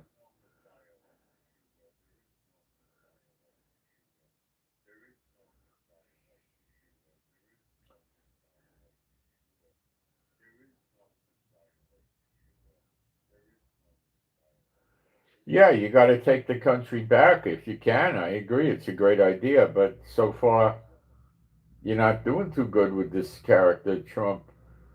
Um, Actually, you're going backwards. Look what happened in New York with that mayor.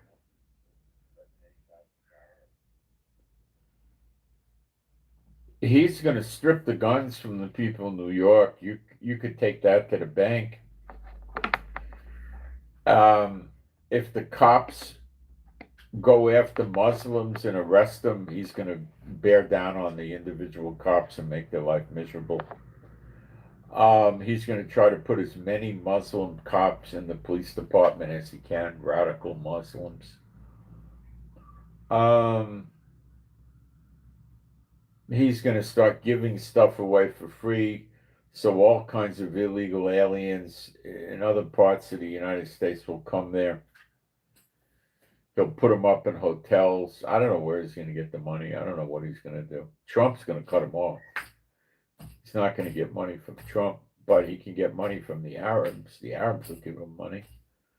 Qatar and those places, they'll give him, they have to, will give him 20 million a month, 50 million a month. He'll be able to book all the hotels for these idiots. Take them to the police gun range and teach them how to shoot. Tell them, go get the infidels. I don't know what he'll do. I don't think he'll go that far, but he's a sicko. Watch what he does with changes the itineraries in the school. How he'll have them teach against Israel, and it's just going to be every day something with him. New York has fallen. Okay, it's fallen.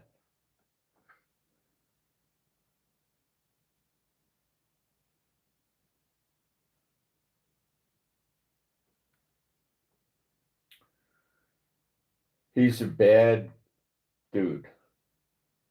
The mayor of New York, the new mayor, not yet in office, would be very, very bad over there. I wouldn't want to be there.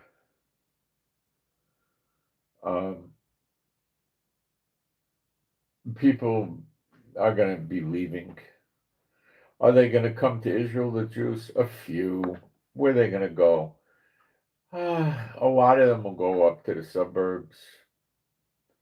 What are the suburbs? Well, they're Westchester, like Ardsley on the Hudson, Jersey, Connecticut, different places. And they'll commute.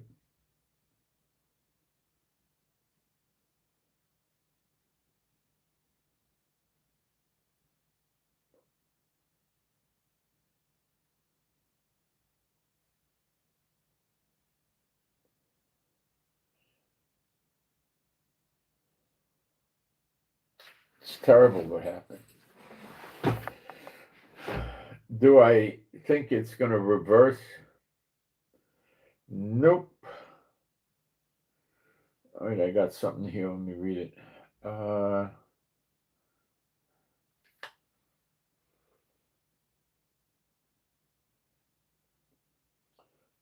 Some churchianity. You're talking about Zionism. Well,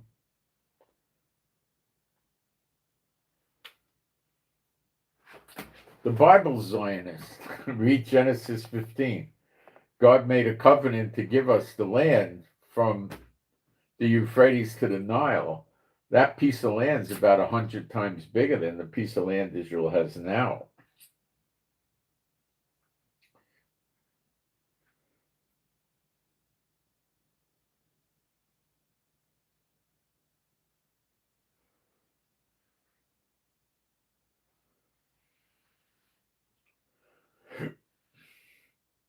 Now, this is interesting.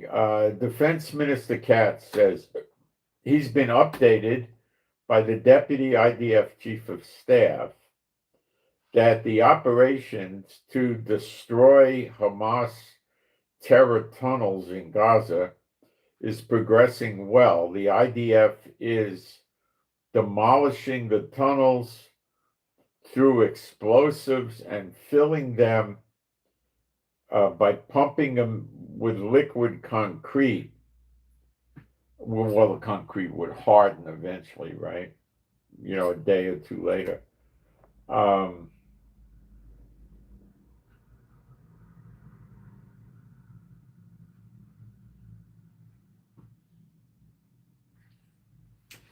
This is, to me, consistent with not disarming Hamas. They're going to take the tunnels away, and the thought is if Hamas starts launching missiles, they don't have tunnels to hide in, and they'll get killed in the retaliation. And this is a stupid thing Trump's doing.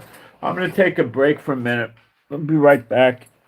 So the Hamas thing, the whole thing that Trump tried there is completely messed up.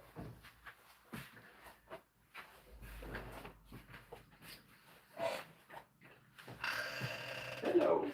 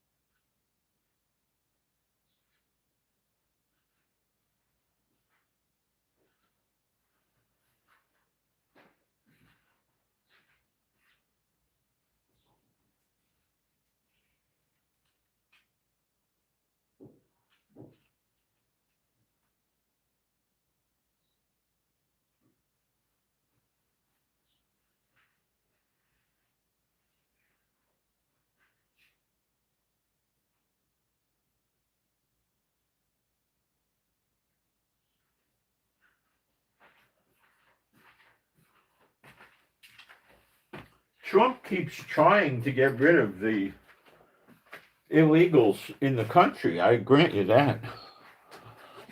But the Democrats don't let it happen.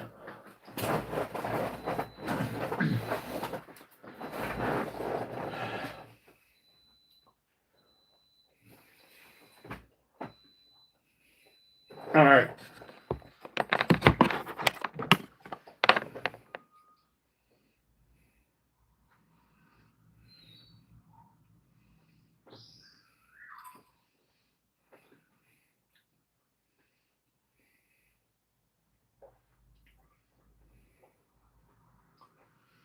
Okay, we got a prayer request for EZ, Echo Zebra. EZ, Echo Zebra is a child that keeps getting sick, fever and congestion. So we want to pray that the child has better health and that the vaccines the child had don't affect the child badly. Okay, so I'll do a prayer and you guys can agree. My Heavenly Father, Jehovah, B'Shem Yeshua Mashiach, I pray for EZ, this child, that the vaccines and shots this child had don't have a negative effect on him anymore, and the child stops getting sick and getting congested and fevers and things like that. So healing for the child from the vaccines and from getting fevers and congestion and sick. And I submit this prayer to you, B'Shem Yeshua HaMashiach, and you can agree if you're a real believer. Okay.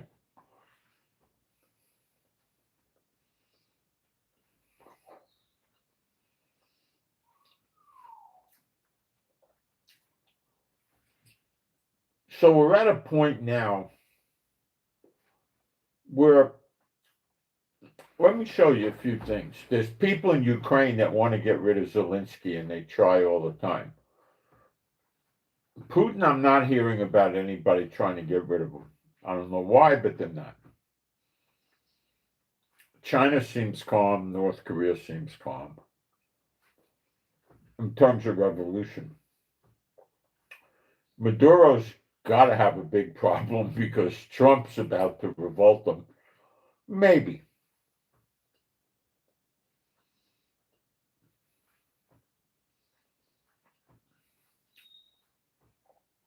Trump has a lot of people that would like to get rid of him.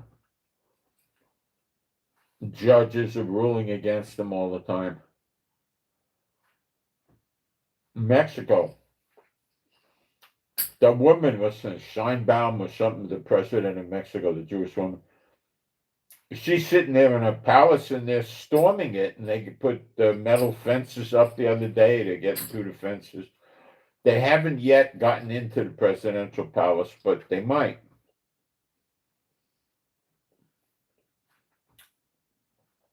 So revolt is in the air in Mexico.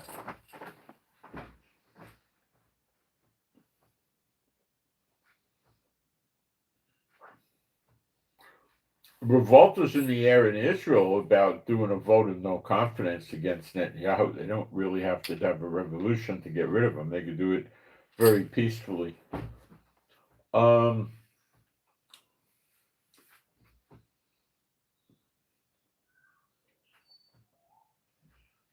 The UK is a mess. The Muslims that were doing asylum over there are wrecking the place.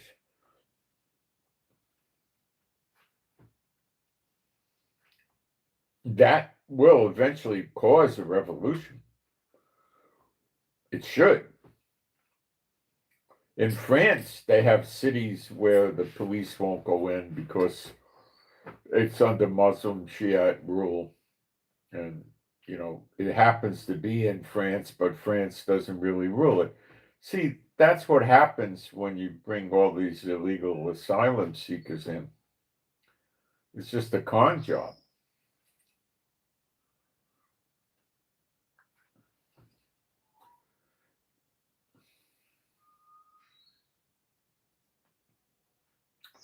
So there's a lot of revolution floating around, you know? There's a lot of countries defying America that they never used to do. Many countries.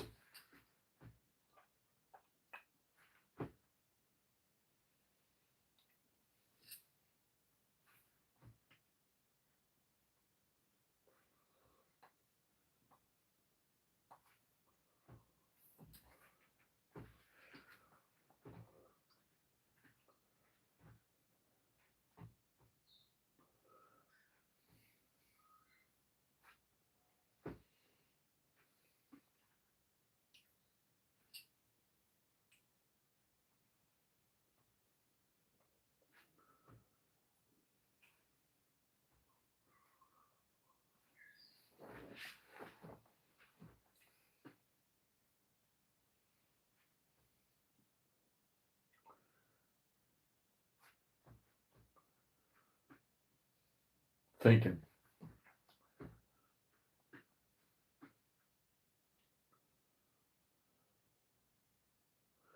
Nobody really made any movie about the Gaza war, did they? No. They're probably afraid if they made a movie about the Gaza war and they depicted Israel as being genocidal, you know, and they made it like Israel was bayoneting babies and, you know, taking women and raping them and then throwing them off the roof and all that, you know. Well, then all the Jews would protest against them. And if they made it showing Hamas as they really are, then they would have tremendous protests from Hamas, so they're afraid to do it. See, that's how the Muslim terrorists get ahead, by fear. And the people don't understand that they're against all infidels, not just the Jews. They want Israel out of the Middle East because Israel's very powerful and it keeps things saner than they want. What they want to do is get rid of the kings. You know how they run around America with demonstration, no kings? Okay, that's what they want to see happen in the Middle East.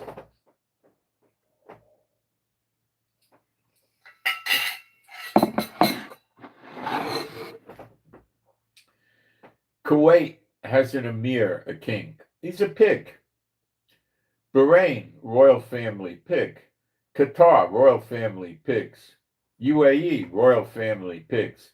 Oman, royal family, pigs. Jordan, royal family, pigs. Iraq, no. Lebanon, no. Saudi Arabia, royal family, pigs. Okay? In Africa, do we have that? Not that I'm aware of. Uganda, no. Kenya, no. Egypt, no. Sudan and South Sudan, no. Eritrea, Ethiopia, Somalia, Djibouti. I don't think any of those. Maybe Djibouti, but I don't think so. So the big oil producing countries, okay, in the Middle East, the Muslims don't believe in this king garbage. The Shiites, the ones that do the terrorism, they think the resources of the country should be available to all the people. They don't particularly think it's cute to have a king, spending $1 billion a year, and all of these kings live, big lush life with multiple palaces and all that. They don't like that. So they want to overthrow all the kings. Well, these kings are in bed with the oil companies and the American government. You take Kuwait, you got 5,000 American soldiers there. Bahrain and Qatar. Well, you got an air base in Qatar and a big Navy base in Bahrain. They're in bed with America. UAE is in all sorts of deals with America. Oman, not so much. Is sort of walking a line, leaning towards Iran more than anything, but not really. They're kind of off on their own. No, they don't have American soldiers in Oman. Jordan, there's all kinds, thousands in Jordan. Iraq, no. No. Lebanon, no. Israel, no. Saudi Arabia, thousands. Thousands. There's 58,000 soldiers stationed in the Middle East. Okay? So they're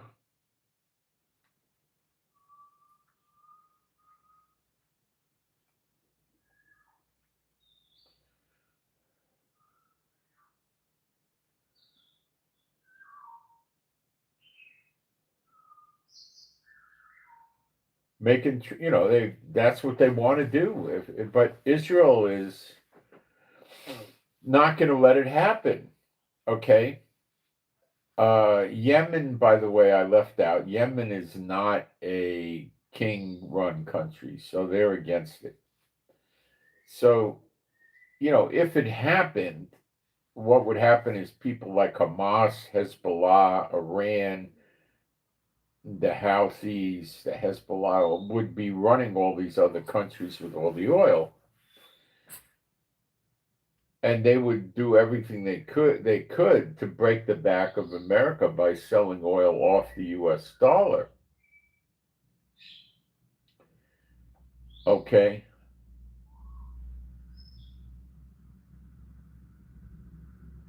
So Israel would operate by, stopping them. Like if, that's why Trump wants a Abrahamic Accord and normalization with Saudi Arabia. He wants to see Israel help Saudi Arabia with the Houthis attack Saudi Arabia. This is what Trump's interested in. Trump doesn't want to go to war. He's awfully afraid of it. So that's why they want Israel out of the Middle East. It's too much of a stabilizing force. And they want the American bases out of the Middle East. And they want to just, what Iran wants to do is set up a caliphate where all these Middle Eastern countries would be part of the Persian Empire. And the Khomeini, the supreme leader of Iran, would become a caliph, which is a half political leader, half, Muslim leader, and run all these countries as one, purge them into one, and use all that oil money to keep the Muslims wealthy, and they would just hire foreigners to work in the oil and stuff, to work on their oil and minerals and, fly planes, be doctors, stuff like that. Things they don't do because they don't get educated.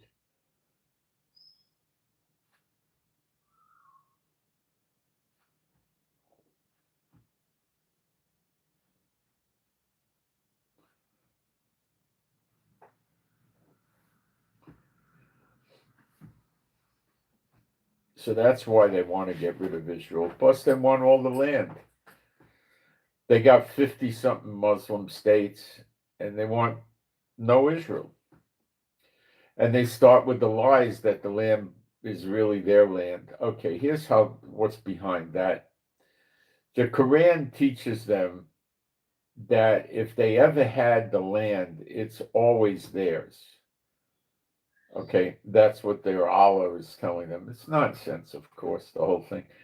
So they did occupy Israel at one time, so they think it's always going to be theirs. And, during the Crusades, there was no Israel. For 2,000 years, there was no Israel. When they lived here, like I've seen drawings of people in the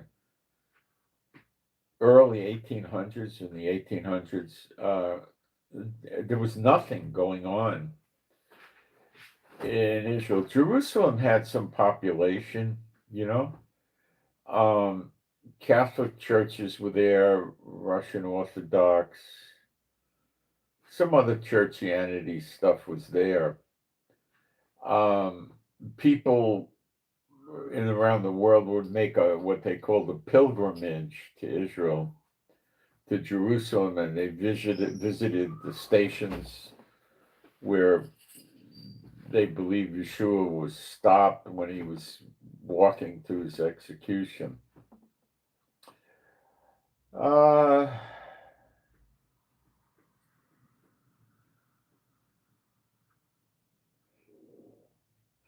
And you had a few hotels in Jerusalem, very few, nothing with nothing hotels.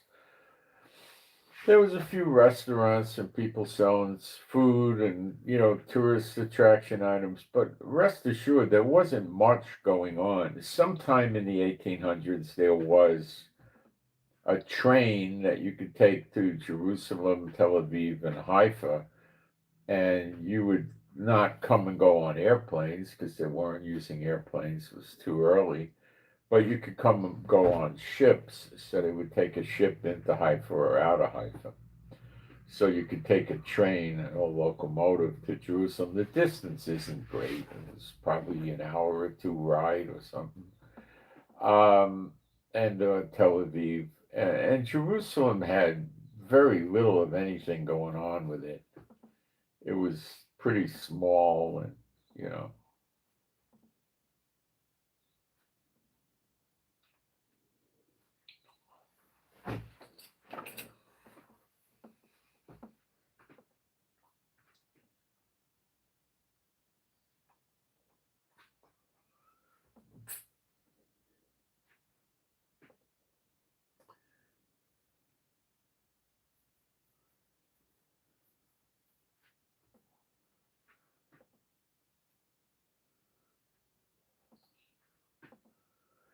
was nothing there. It was just, they had Arabs running around, you had Bedouins running around, you had Druze running around, you had Jews there.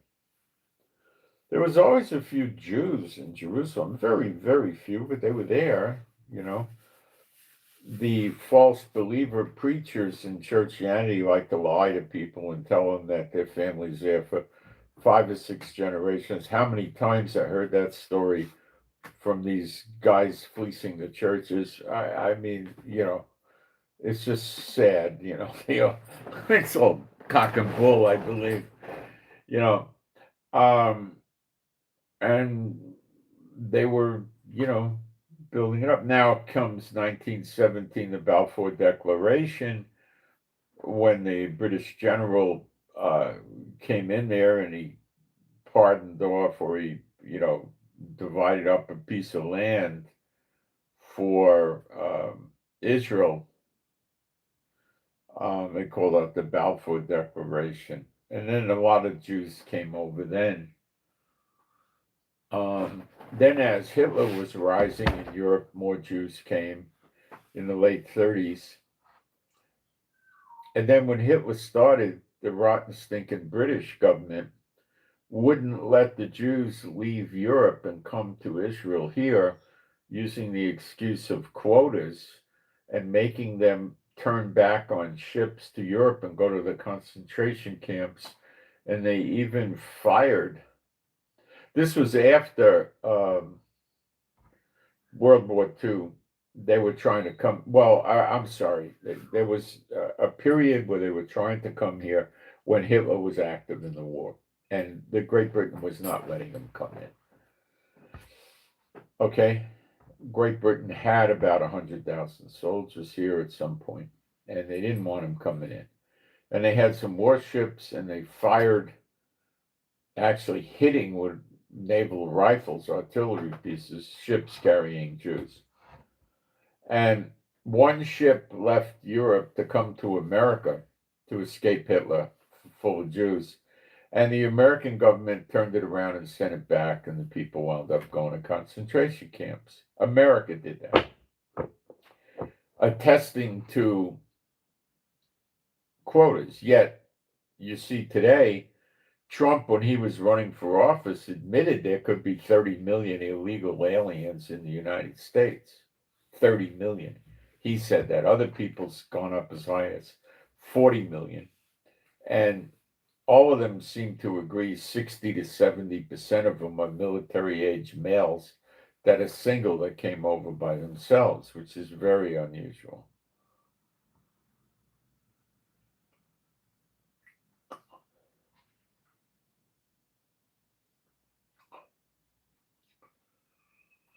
So the British, after World War II, Jews were coming from busted up Europe, and they didn't want to let them in. Britain was stopping them, making the ships go back. And they would even fire on the ship if they wouldn't go back. And you had that movie with Paul Newman, Exodus and stuff, right? They didn't want them coming to Israel, which was being called Palestine at the time. Palestina. And the Jews were living in what's called Palestina, and you could look at stamps from 1940s, before 48, that were written in Hebrew and it said Palestine. And then the Arabs call themselves Palestinians, which most of them are from Jordan, and Jordan doesn't even want to let them back in. Jordan doesn't want them. Nobody wants them. They want them to stay here and make Israel miserable, and they give them money if they do that.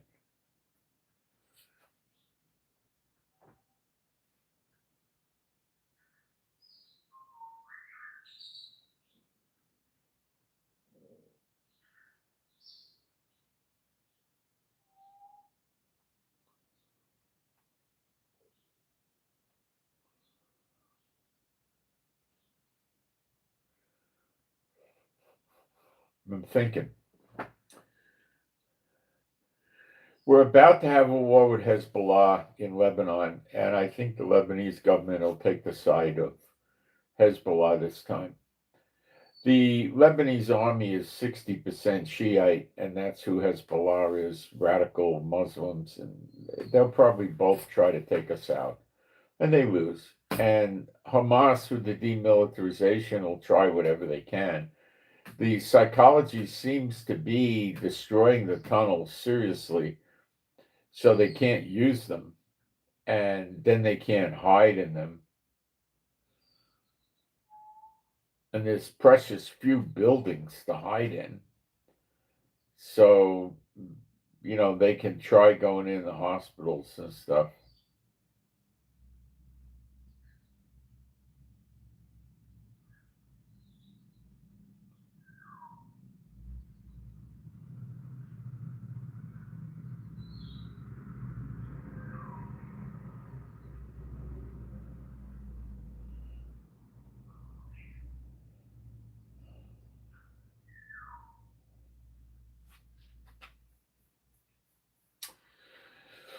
So, there's going to be war here. Now, where else are we going to get war? Probably Iraq and Iran are going to start up with somebody.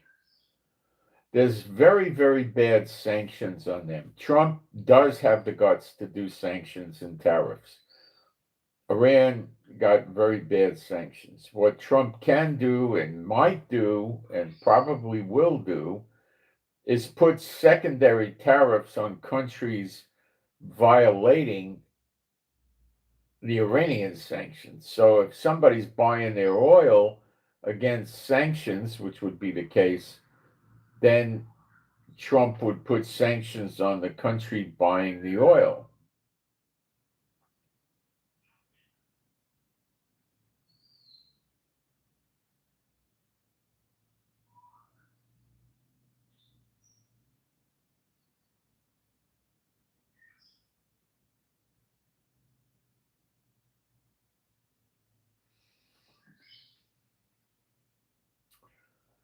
So Israel's about to go back into war again. The Houthis will start shooting. We're bombing daily Hamas in Gaza, so it's just a question of when the other shoe's going to fall. Maybe when we start fighting with Hezbollah or something like that, the Houthis are going to say, "Oh, we're going to attack the Red Sea. We're going to attack Israel every day, shoot missiles and drones." The UN is telling them they want it cut out, they want it stopped, but the UN's got no guts. Who's going to go over there and make a Security Council action plan? They can't. China and Russia will veto it. So is Trump going to go try Yemen? He tried. He backed off. He stopped. He couldn't. He was losing ships and planes. He stopped with Yemen.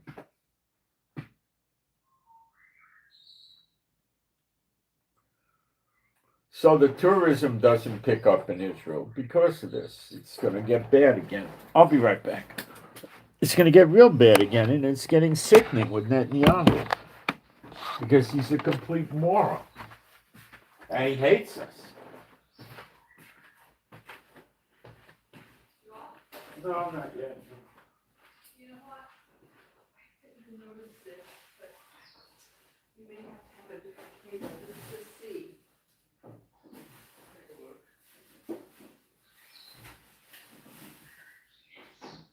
Mostly what they sell right now is C.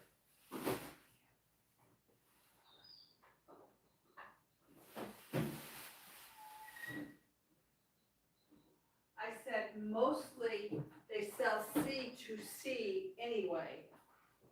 It's hard to find USB to C.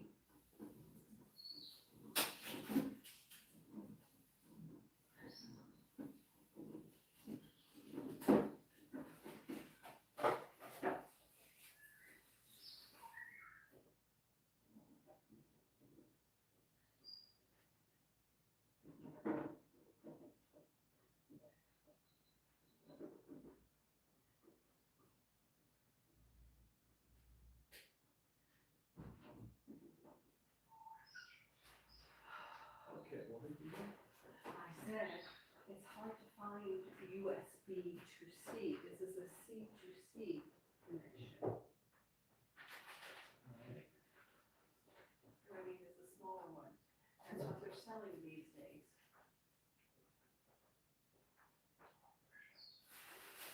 Oh, that's okay. That's the big one. No, it's not. It's not the USB, it's the C. Oh, that's not so big. You Not can't, the big one, no. you can't find the USB to bring it to that. How well do I know you? Oh, we got it. Oh, let me have it. I'll let you know. Why? Oh, I got it in my hand. Okay. Yes. All right, let me get to work.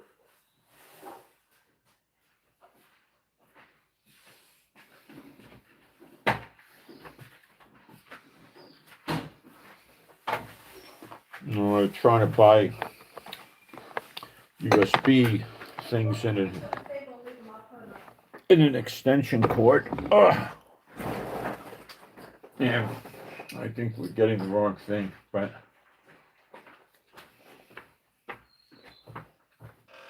so we're gonna have the wars coming back. This is very temporary. Without war, the UN can't do anything. If they try to take the side of the Muslim terrorists, Trump vetoes it, the UK can veto it. If it goes the other way around, then China and Russia veto it. So now they're going to vote today in the UN Security Council, I believe, on this business that Trump wants, this plan for Gaza, where he used the words, make a road to a Palestinian state. Well, that scared Israel.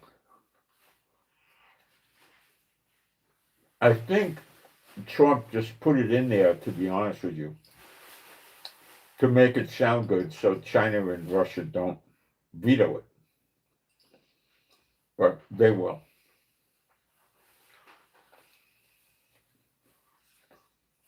Trump is selling it looks like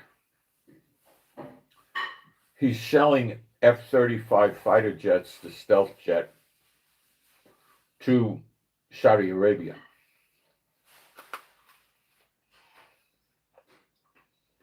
It also appears he wants Saudi to normalize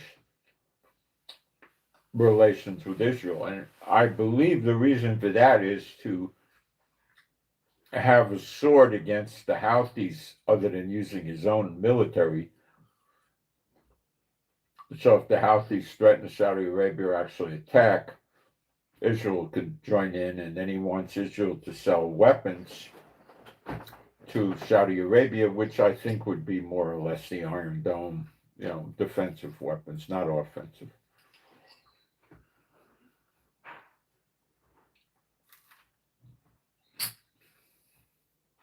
Saudi Arabia did do missile takedowns for us in the fighting.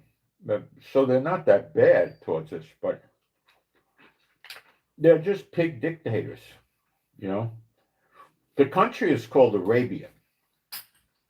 Okay, the name of the family that owns it, it's like a grocery store to them. It's called Saud. Saudi means belonging to the Saud family is Arabia.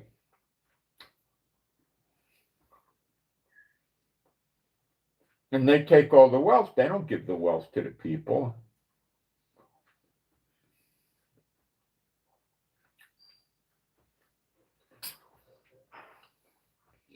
The royal family has 100,000 square foot palaces. You know how big something like that is? My gosh. Huge. I think Bill Gates has a house that size. But Bill Gates has offices inside his house. People work there, so I don't know.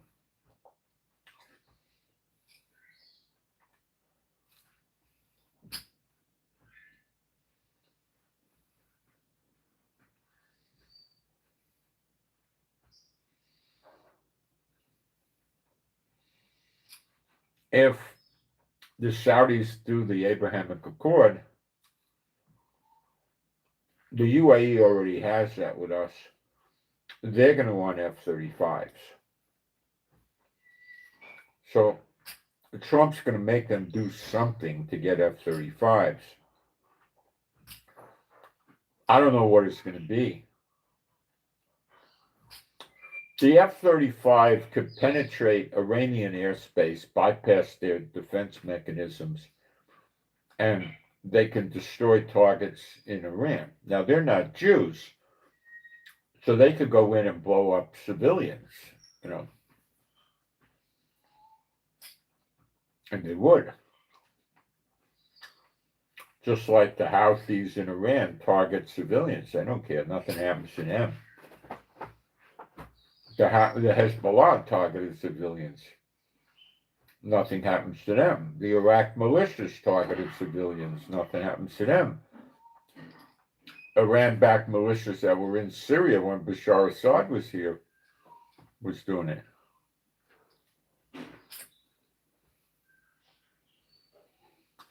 Trump wants Abrahamic Accords with Syria and Israel, and he probably will find leverage on Syria to get there. Syria is saying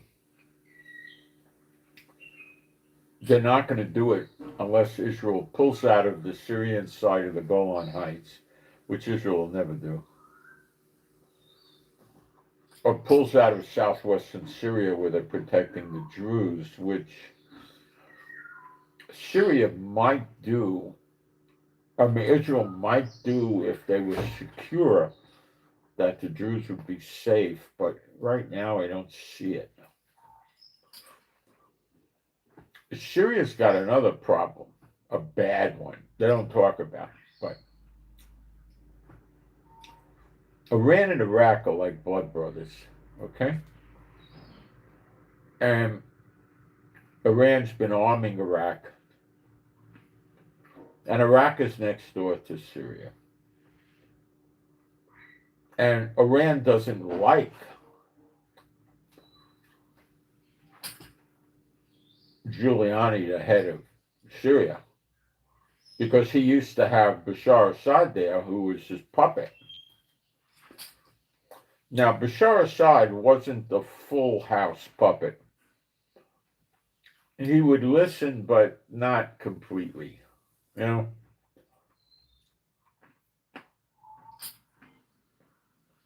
But Giuliani is opposed to Iran and doesn't want to see Iran grow. He wants to see Iran go away. So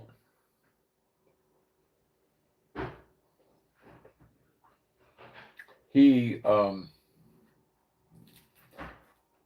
could get hit by Iraq, and he doesn't have much to fight back with because Israel blew up so very many of any military base, and missiles and weapons and radar and all the other stuff that Bashar Assad had. We blew it all up. So he probably wants to be friends with Trump, thinking Trump might help him if Iraq and Iran attack him. He hasn't yet figured out that Trump never will, but will make him think he will. But Trump will sig the Jews on Iraq to protect Giuliani.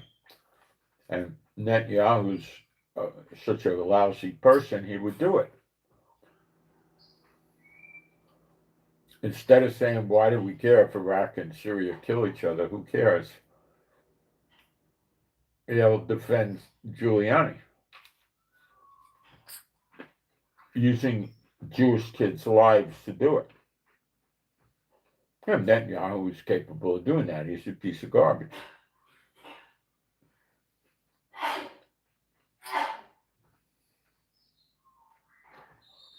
It looks like the draft of the ultra-Orthodox is coming to a head. Now, they're going to have to go in, and they've said that they're going to tell their young boys to go resist and go to the jail instead and clog up our jails. That could work.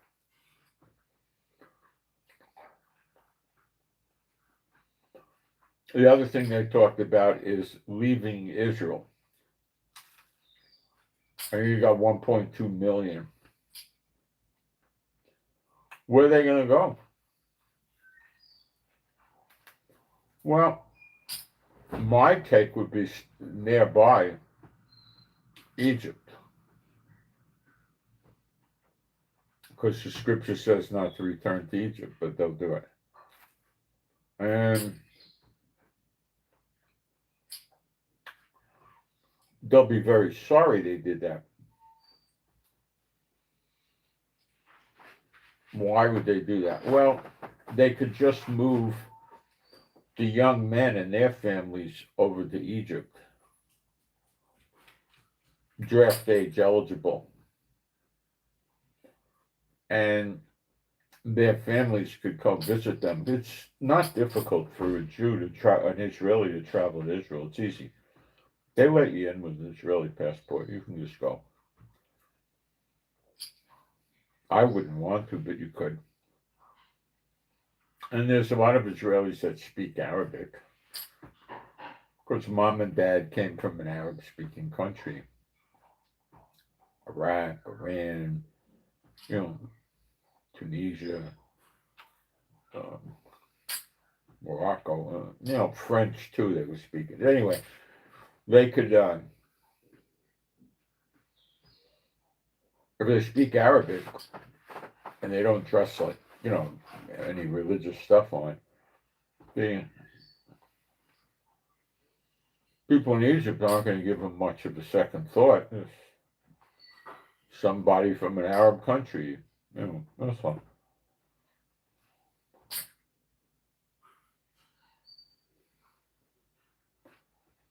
So you could take a bus to the border, walk across, and take another bus or a taxi.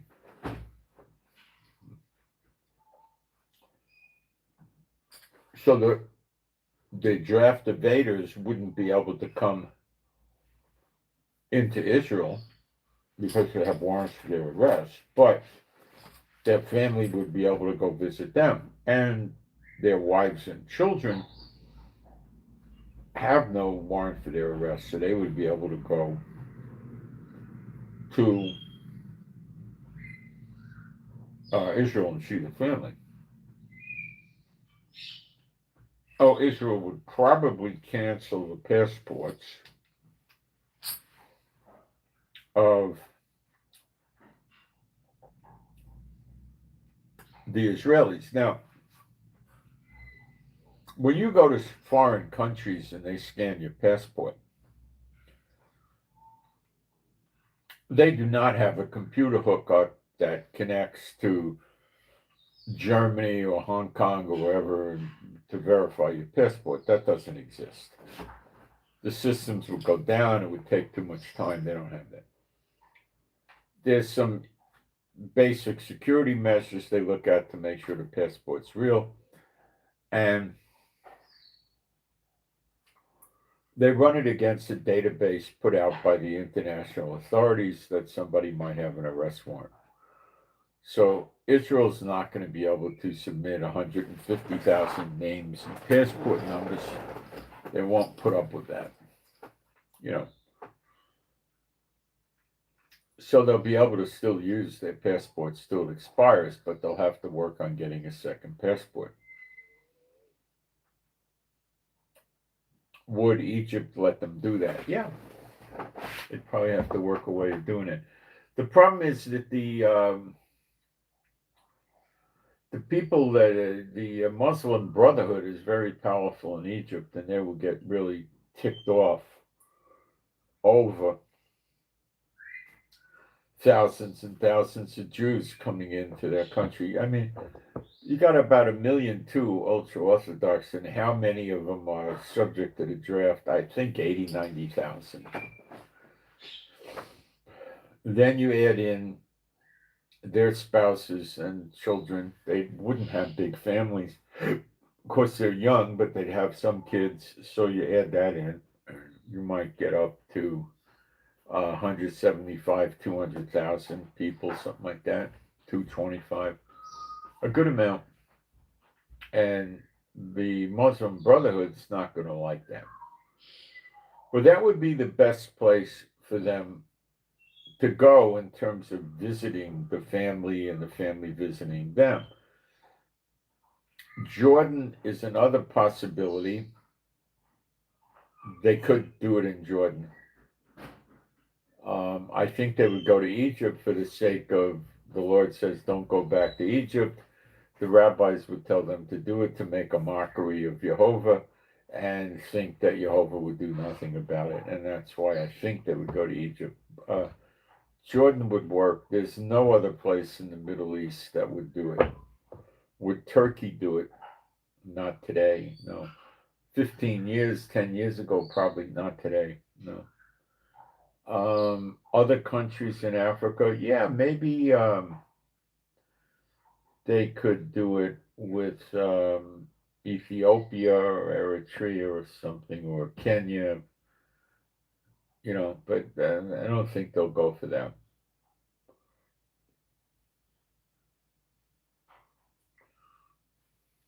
So there's a real problem there. And Netanyahu is between a rock and a hard place, because if he doesn't make the ultra-Orthodox happy, they can blow the coalition on him. And then he could wind up not being prime minister and having to go to court and defend himself. And then after his criminal cases come to pass, of which I believe the experts are saying 2 out of 3 will probably result in a conviction. But then once that's finished, they're going to do an independent investigation of October 7th. And Netanyahu and his gang are going to get played in that way badly.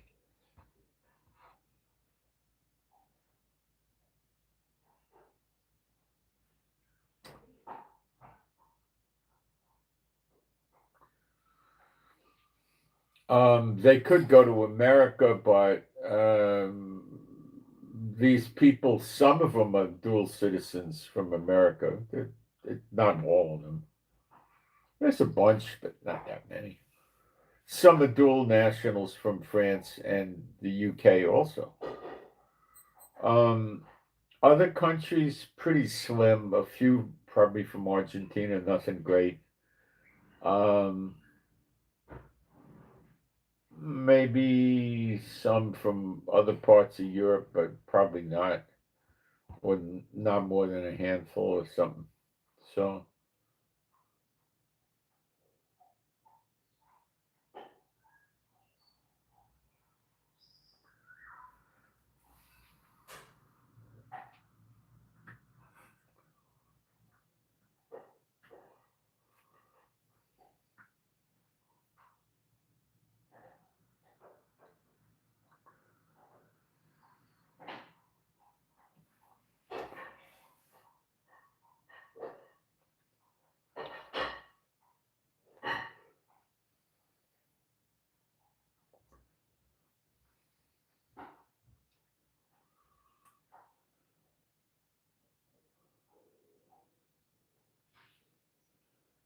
So we're going to go to war again unless something changes, and I don't know what's going to change. Nobody gives any respect to Trump anymore. Nothing. They don't believe him. They just doubt him all over the place. Did he ever give the Tomahawk missiles to Ukraine? No, he's afraid. He's afraid. Putin will give them medium-range, the Orishnak missiles to Venezuela, who shoot him as soon as Trump starts up with him. He'll shoot him into Puerto Rico, into America, Florida, and all that. So, they got Trump's number. They know he's afraid, and they're pushing him around, and it's working. They're not going to stop. They're going to keep pushing him around. Eventually, they're going to try again very seriously to impeach him.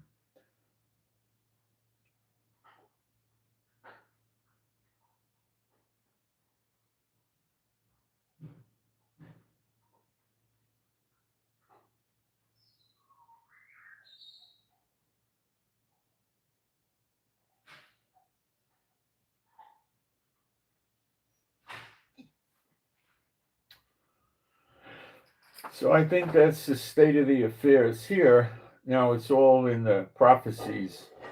You know, Jeremiah 30:11, the Lord's going to destroy all the nations he scattered the Israelites into, and I think it's Amos 8:8 or 8 or 9:9 says that we were scattered, the Israelites were scattered into every nation. So they're going to be destroyed because these nations, Satan's the God of this age, and he runs all the nations. All the nations have people reporting to him. And that's the state of the world today. And a lot of people don't believe that, but that's what it is. And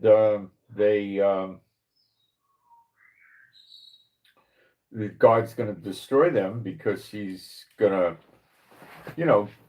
rebuild the world. And the 2,000-year punishment is over, which is, I should probably read some of these to you guys if you're not familiar with it. Some of you may not know about these passages. I'll do that. Let me take a fast peek at the live stream. See if I got any questions.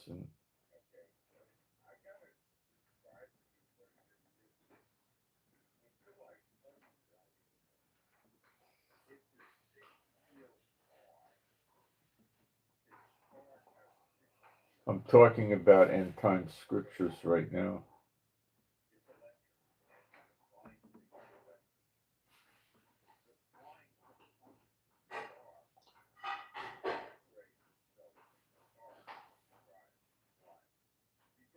We had a Jew hater in here. I just blocked them.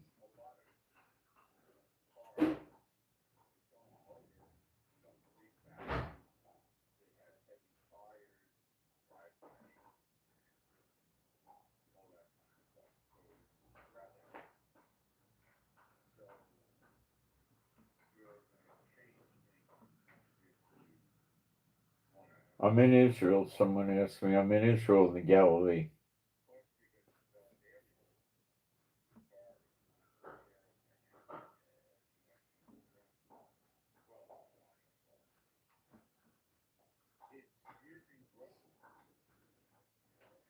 It's a sad thing that New York City fell because they're going to try to reproduce it in other cities. Okay, I will read you Jeremiah 30, verse 11. For those of you that may be unfamiliar with it, my purpose here is to teach the prophecies of Israel and, of course, a little bit with the law and other things. Jeremiah 30:11. For I am with thee, speaking to Israel, saith Jehovah, to save thee, though I make a full end of all the heathen nations, the Goyim, whither I have scattered thee. You can't scatter Israel into people, it has to be nations. Scatter thee, yet will I not make a full end of thee, but I will correct thee in measure, and will not leave thee altogether unpunished. Well, we're in the time of recompenses. It incorrectly in the English Bible says year. The word is shanat, which doesn't mean year. It's a period of time for this to happen. I wish it never said year because it's deceptive. And it's been going on for a good 2 years or so, and it's still running. And we're getting punished. Look at all the wars. We've had like nonstop wars, And we got terrorism and all this stuff. And now the flying cars wind up in Lebanon, in Iraq, in Syria, in Jordan, in Gaza, They'll be able to reach Israel with them and attack people. And they're not so easy to shoot down. Okay. It also says this, if you're interested, in Jeremiah 46, verse 28. Now, I know they don't teach this stuff, but you should pay attention. It's in your Bible. And they're unfulfilled. 28.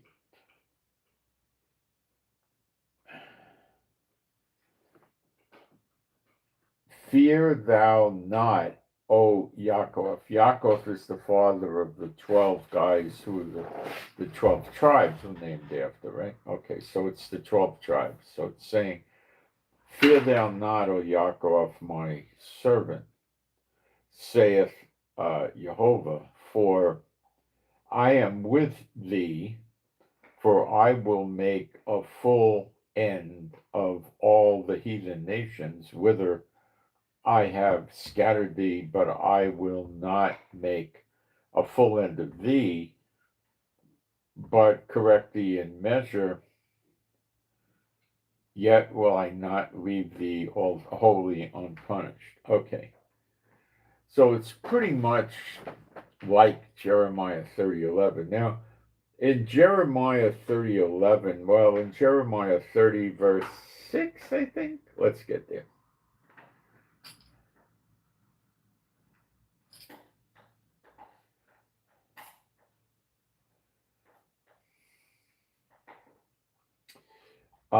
Let's read 6. Jeremiah 30, verse 6. Ask you now and see whether a man doth travail. Now, travail is the actual birth process.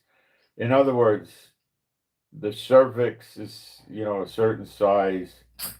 The water broke, the baby is crowning. That's travail. Being pregnant with the baby kicking and having birth pains, that's not travail. Okay. Travail is the day of the birth. Okay, you could think of it that way. Okay, doth travail with child.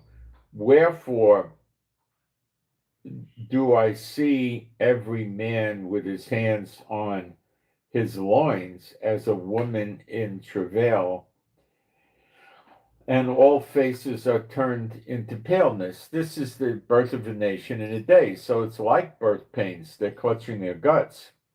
They're that scared. Okay. Alas, for that day is great, so that none is like it. It is even the time of Jacob's trouble. Now, the word for time is et. It's Strong's number 6256, and you could call it a time, yeah. Okay. For the time of Yaakov's trouble, and the word for trouble is 6869 in Strong's Surah. It's trouble. In Yiddish, it's pronounced Surus. It's very similar sometimes, Surah. I forget, and I usually say Surus because I'm used to that from growing up. We're hearing Yiddish around me all the time. Okay, is even the time of Yaakov's Surah, or Surus, trouble. But he shall be saved out of it. Now, the word for saved is 3467. It's Yasher or Yeshua. So I am going to take a look at the Hebrew for Jeremiah 30, verse 7, and see if it's Yasher or Yeshua. It's either the root word of Yeshua or the actual word of Yeshua. So hold on a minute. These old man eyes, I gotta find the, here it is. 30, I'm in the Hebrew, 30 verse 7. Oh,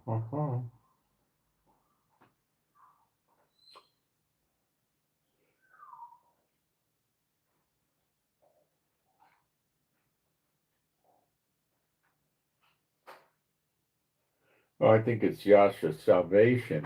So what it's telling us is the root word of Yeshua, which is Yeshua, I would say, means giver of salvation. Yesha is the actual salvation. Okay.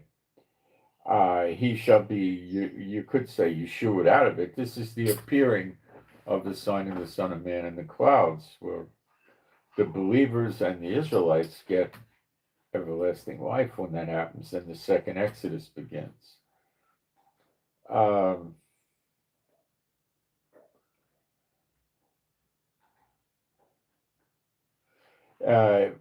For it shall come to pass in that day, saith Jehovah of hosts, that I will break his yoke from off thy neck, and will burst thy bonds, and strangers shall no more serve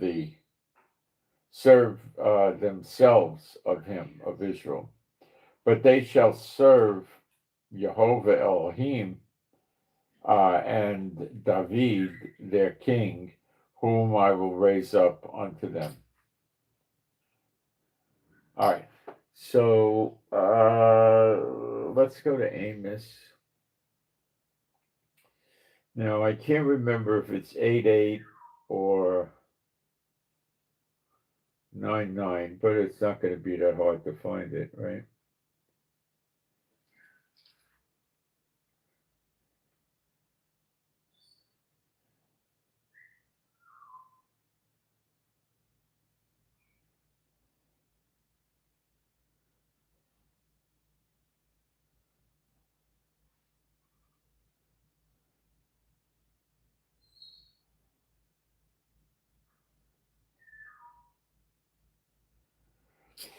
No, try for 9:9.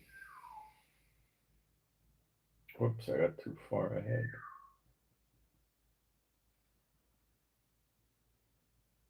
9:1, 6, 9.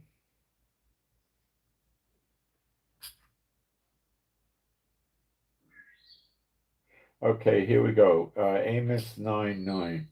For lo, I will command and I will sift the house of Israel among all nations, like as corn is sifted in a sieve, yet shall not the least grain fall upon the earth. So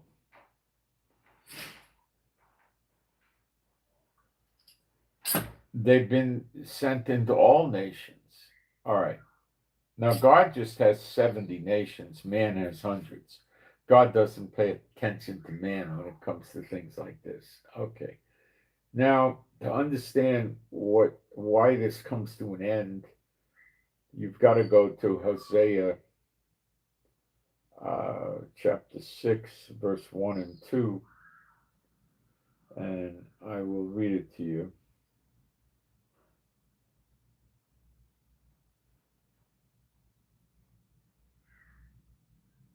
There it is.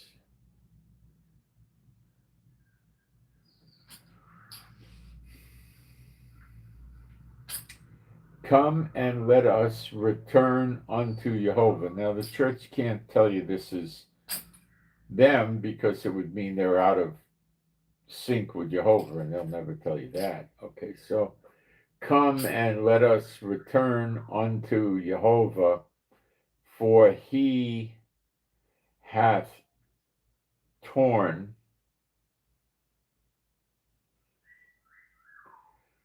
and he will heal us.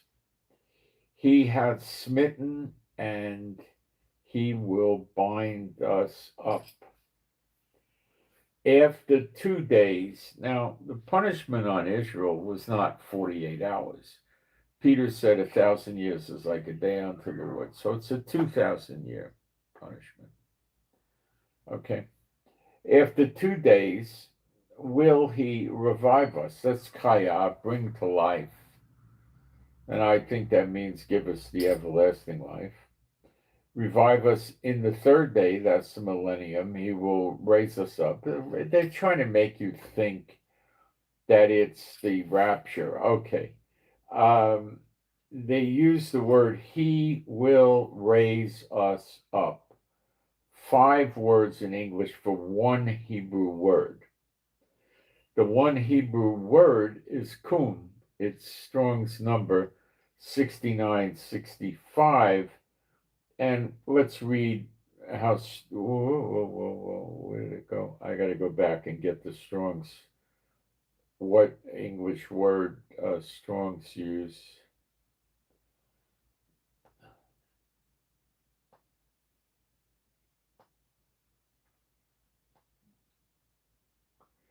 Keeps moving on me, a stupid thing. Okay. Let's try this again.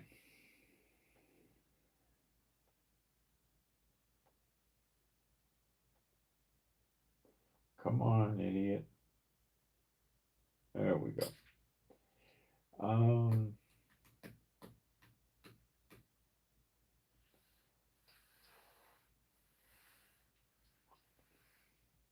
It means abide. The first meaning Strong gives you is abide, to live with, accomplish, be, clearer, confirm, continue. Okay, so we'll go with abide. Okay, so they're playing games with the translation. So let's read it more intelligently. After 2 days will he revive us, bring us to life. The third day he will raise us up, he will abide, and we shall live in his sight. And that's perfect New Jerusalem. He's enthroned there, and you're in there, and you walk around and you see him, and that's it. It's not so hard. And he said, why would we be raised up and come to Israel? Well, all Israel is saved, and you've got a problem if you don't come to Israel. And that problem is found in Revelation 21, around verse 6 or 5. Let's see.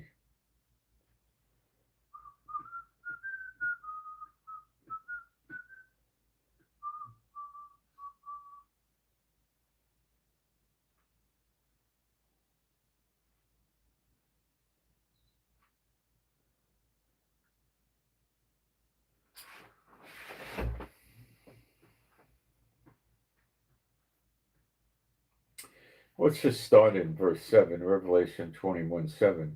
He that overcometh shall inherit all things, and I will be his God, and he shall be my son. But the fearful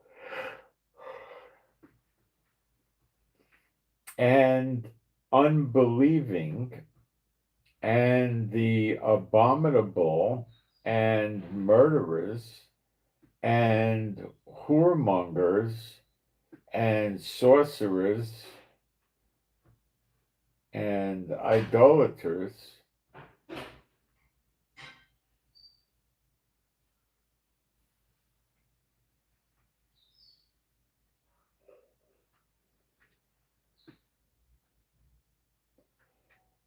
murderers, whoremongers, sorcerers, idolaters, liars shall have their part in the lake which burn with fire and brimstone, which is the second death.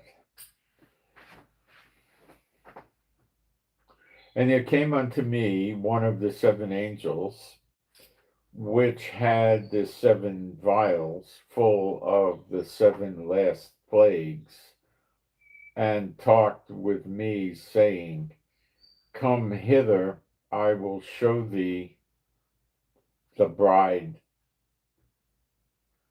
the Lamb's wife. And he carried me away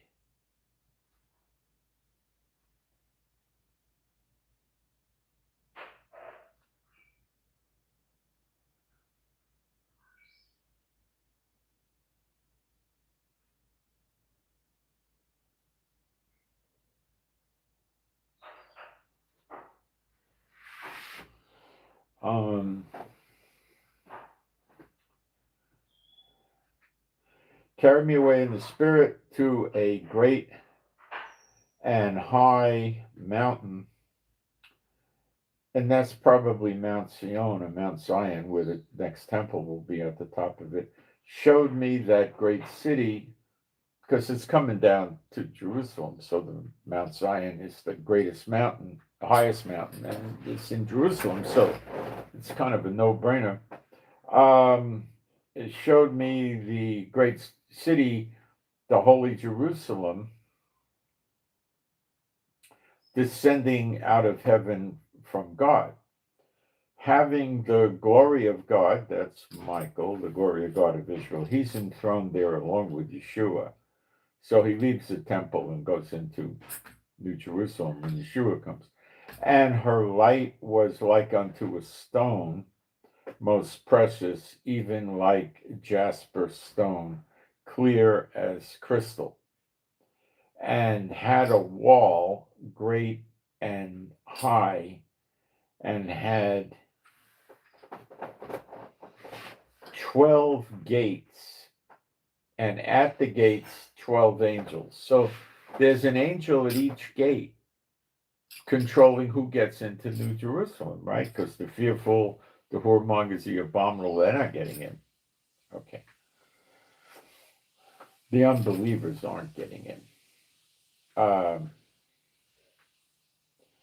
12 gates and names written thereon, which are the names of the 12 tribes of the children of Israel.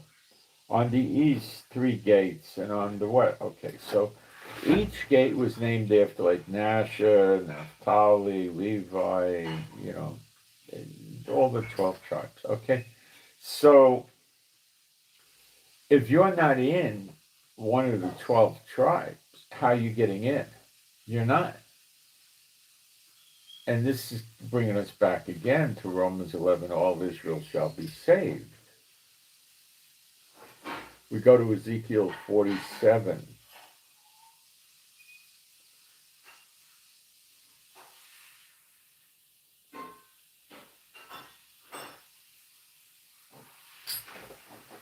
The last 3 verses of the book. This is talking about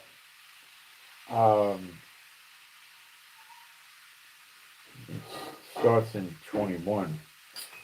This is after the appearing of Yeshua, after the Zechariah 12 is completed. So shall you divide this land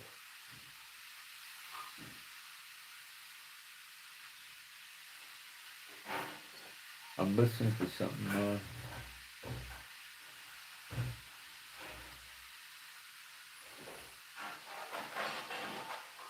Hold on a second.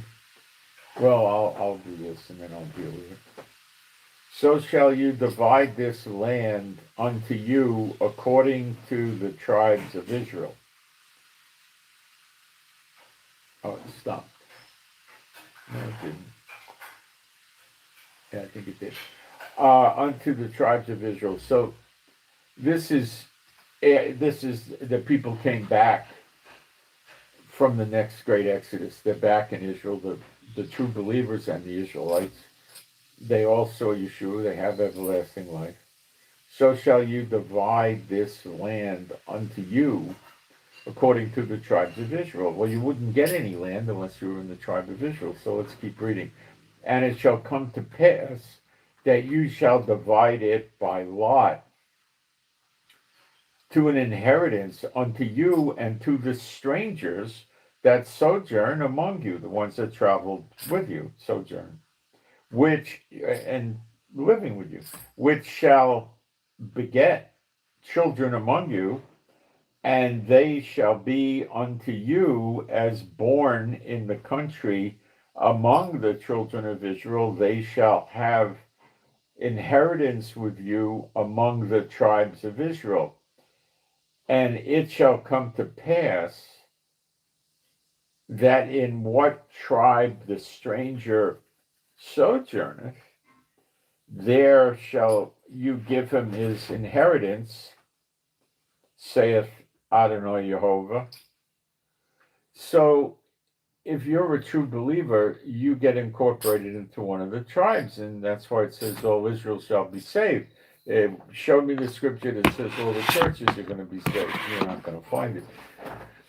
The churches, Satan makes fun of you with the churches, and the churches say, oh, we're not in Israel, we stand next to Israel. Well, it doesn't say all Israel shall be saved, and those standing next to Israel shall be saved. All Israel shall be saved. So either you're in Israel or you're not in Israel. Well, if you're a true believer, you're in Israel, and you'll have an inheritance with the land for you and all your kids and grandkids and great-grandkids and so forth. And you all become incorporated into the tribe you sojourned with, and that's how it works. And if you don't like it, just ask yourself, how the heck are you getting into New Jerusalem? I don't see the Bible talk about, well, there's a Baptist gate, an Assembly of God's gate, a Presbyterian, an Episcopalian, and a Church of Christ gate, and a Foursquare gate. No, there's nothing. There's no Catholic gate. There's no church gate. It should be clear to you. Okay? It should be. Now, what's this business of everlasting life I keep talking about? 1 John 3:2. Beloved, now are we the sons of God, and it doth not yet appear what we shall be. But we know that when he shall appear, not return to earth, appear, we shall be like him, for we shall see him as he is. We'll see the glorified risen Christ, as they would say, right? Okay. I know they don't teach this, but it's in your Bible. Okay. So now we go to John 6, verse 40.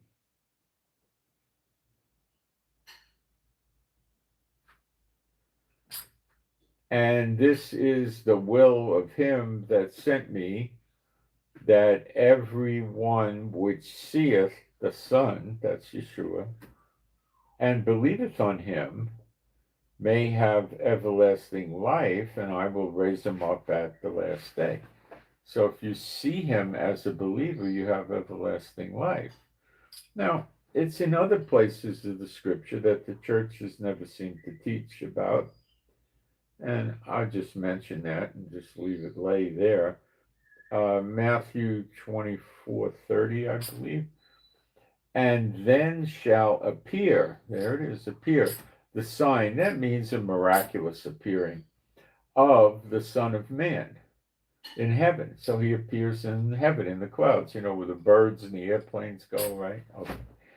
And then shall all the tribes of the land, not the earth, the land, Haaretz, land of Israel, mourn, that's mourning. And they shall see the Son of Man coming in the clouds of heaven with power and great glory. Okay. And then it says, and he shall send his angels with a great sound of a trumpet. So you're going to hear a trumpet blast, and they shall gather together his elect from the four winds, from one end of heaven unto the other.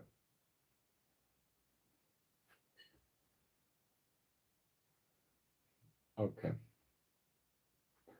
Now we'll go to Revelation 1:7.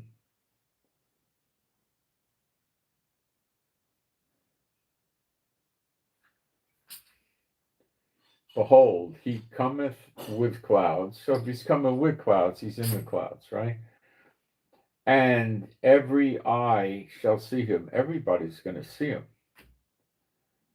And they also, which pierced him, that's the Jews, we'll cover that in a minute, which pierced him, and all kindreds, all tribes of the land of Israel, Haaretz, shall wail. That's mourning. They wail, they mourn in the Middle East by wailing because of him.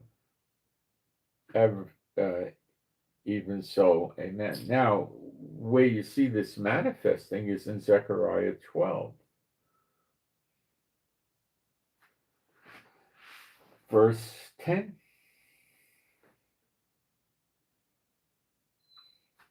And I will pour upon the house of David and upon the inhabitants of Jerusalem the spirit of grace and of supplications. Well, that means they're believers, right? Of course. The spirit is poured out on. And they shall look upon me. Remember, Yeshua is the word made flesh, me, Yeshua, whom they have pierced. Remember that pierced, right? They stuck a spear in his side when he was hanging up there, and blood and water came out, which a lot of people say is the beginning of the church. The blood for communion, water for the Holy Spirit. I don't know about that, but it sounds good, you know. And they shall mourn for him as one mourneth for his only son, and shall be in bitterness for him as one that is in bitterness for a firstborn. Well, it sure sounds like it. In that day, there shall be a great mourning in Jerusalem. Well, there was no big mourning when they killed Yeshua. It says all the families of Israel are going to mourn him.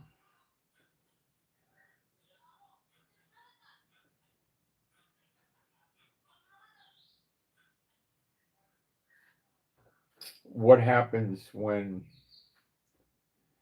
the everlasting life comes? Well, that's when you read in Jeremiah 30, they shall all know me from the least to the greatest. They no longer go around saying, know the Lord. He puts his law, Torah, in their heart, gives them a heart of flesh, puts it in their innermost parts. Okay. And what you see here is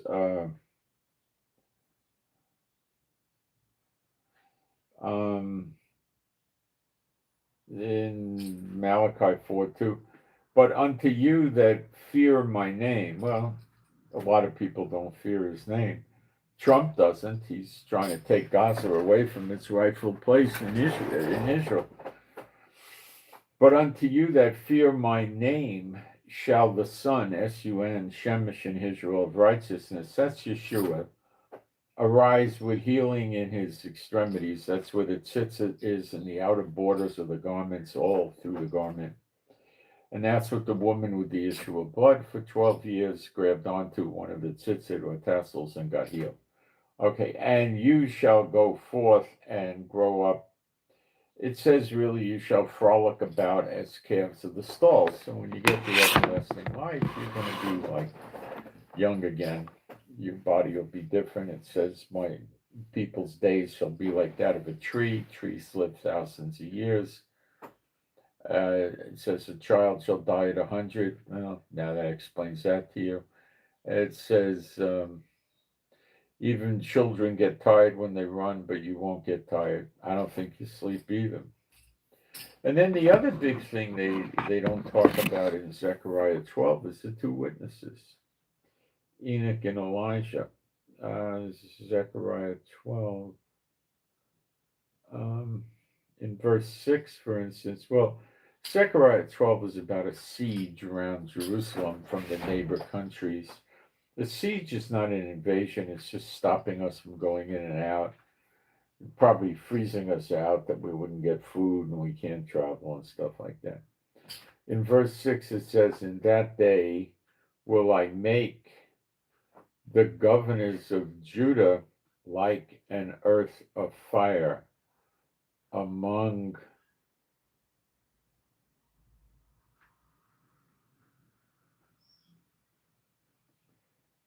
the wood, and like a torch of fire in a sheaf, and they shall burn up all the people round about on the right hand and on the left, and Jerusalem shall remain still inhabited in her own place. So burning them up on the right hand and the left is your two witnesses with the fire coming out of their mouths, and they don't want to talk about that. So I gave you a good smattering of end times. I hope it helped. My email address is in the description box at the lowest line down, and you could always email me. Let's see what's cooking in the live stream, if I got any questions in there that I should deal with.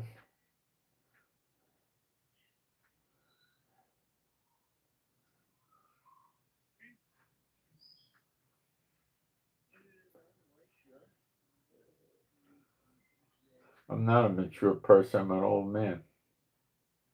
Just for a little while. Zechariah, Malachi 4.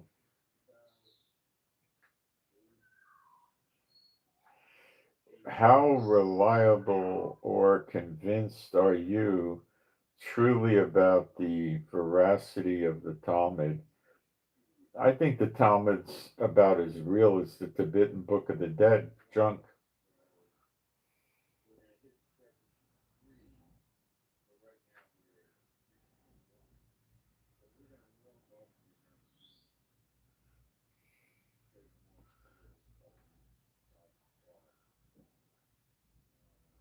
Oops, let's make sure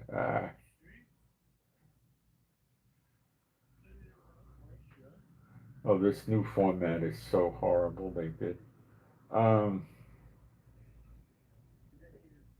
Okay, well, let me thank you for my monitor, or monitors helping me.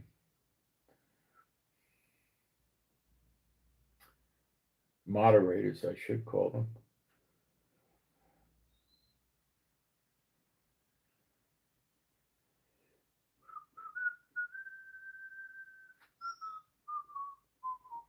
Okay, well, I'm going to pray, and you guys can agree with it. I'll pray for all the true believers. My Heavenly Father, Jehovah, B'Shem Yeshua HaMashiach, I pray for all the true believers and their households, including my wife and me in this.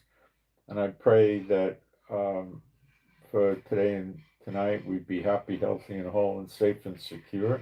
And our animals and pets would be that way also. And we would have your healing and recuperative power flowing through us, that we would continue to be healed.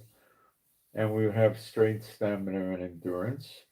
And we have no accidents, no tickets, no breakdowns, no getting stopped, stuck, or stranded with any car or vehicle or any mode of transportation, and no things stolen, damaged, lost, or ripped off, or frauded, or anything like that. I pray we know the prophecy scriptures better, and the Bible better, and the law better. And I pray that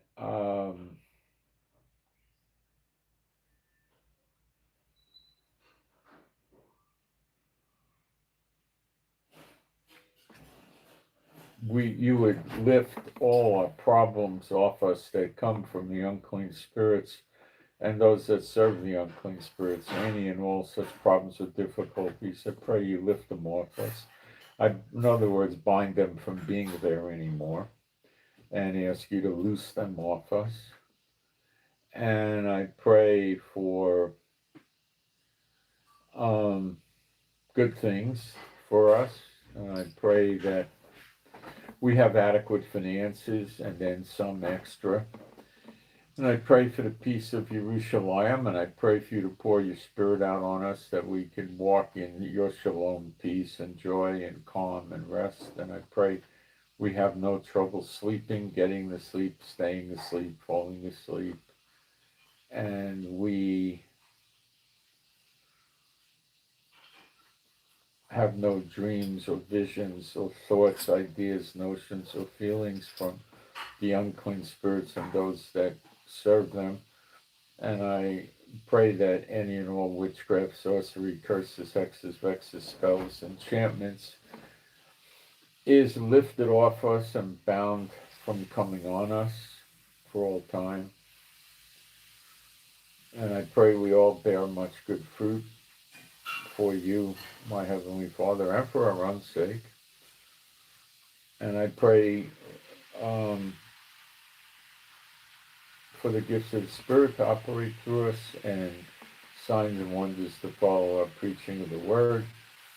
And I submit all this to you, my Heavenly Father, B'Shem Yeshua HaMashiach, and you people that are believers can agree with it. And I hope you got something out of it today. I try to keep doing the prophecies to give people that don't know these things, that they do know these things, because that's what we're here for. We're here to help others, and I pray a lot to help others, and you might want to pray that the Lord helps you to help others. Try it. Try praying for that. It's fun helping others. It's a good thing. You'll like it. Don't worry. You can't help everybody. You got to remember that when you start doing that. You could try to help everybody, but protect yourself, and you're not going to help everybody. But you could try. Kind of confusing. All right. So you can email me with questions if need be. We could arrange to talk on the internet. And keep praying that the Lord finds or gives me another means of money, of having money other than the offerings, because it's sort of hard with the offerings. About 80-90% of the people won't give offerings no matter what. So it's a little difficult, and the cost of living is so high here now, it's insane. That bum Netanyahu. See, a high cost of living stops people from coming to Israel, and he likes that. So, okay. I do all this, B'Shem Yeshua HaMashiach, and I send my shalom to all those who love Yeshua HaMashiach. And I'm out. And I went 3 hours. That's too long. I try to keep it shorter. Okay, guys, thanks.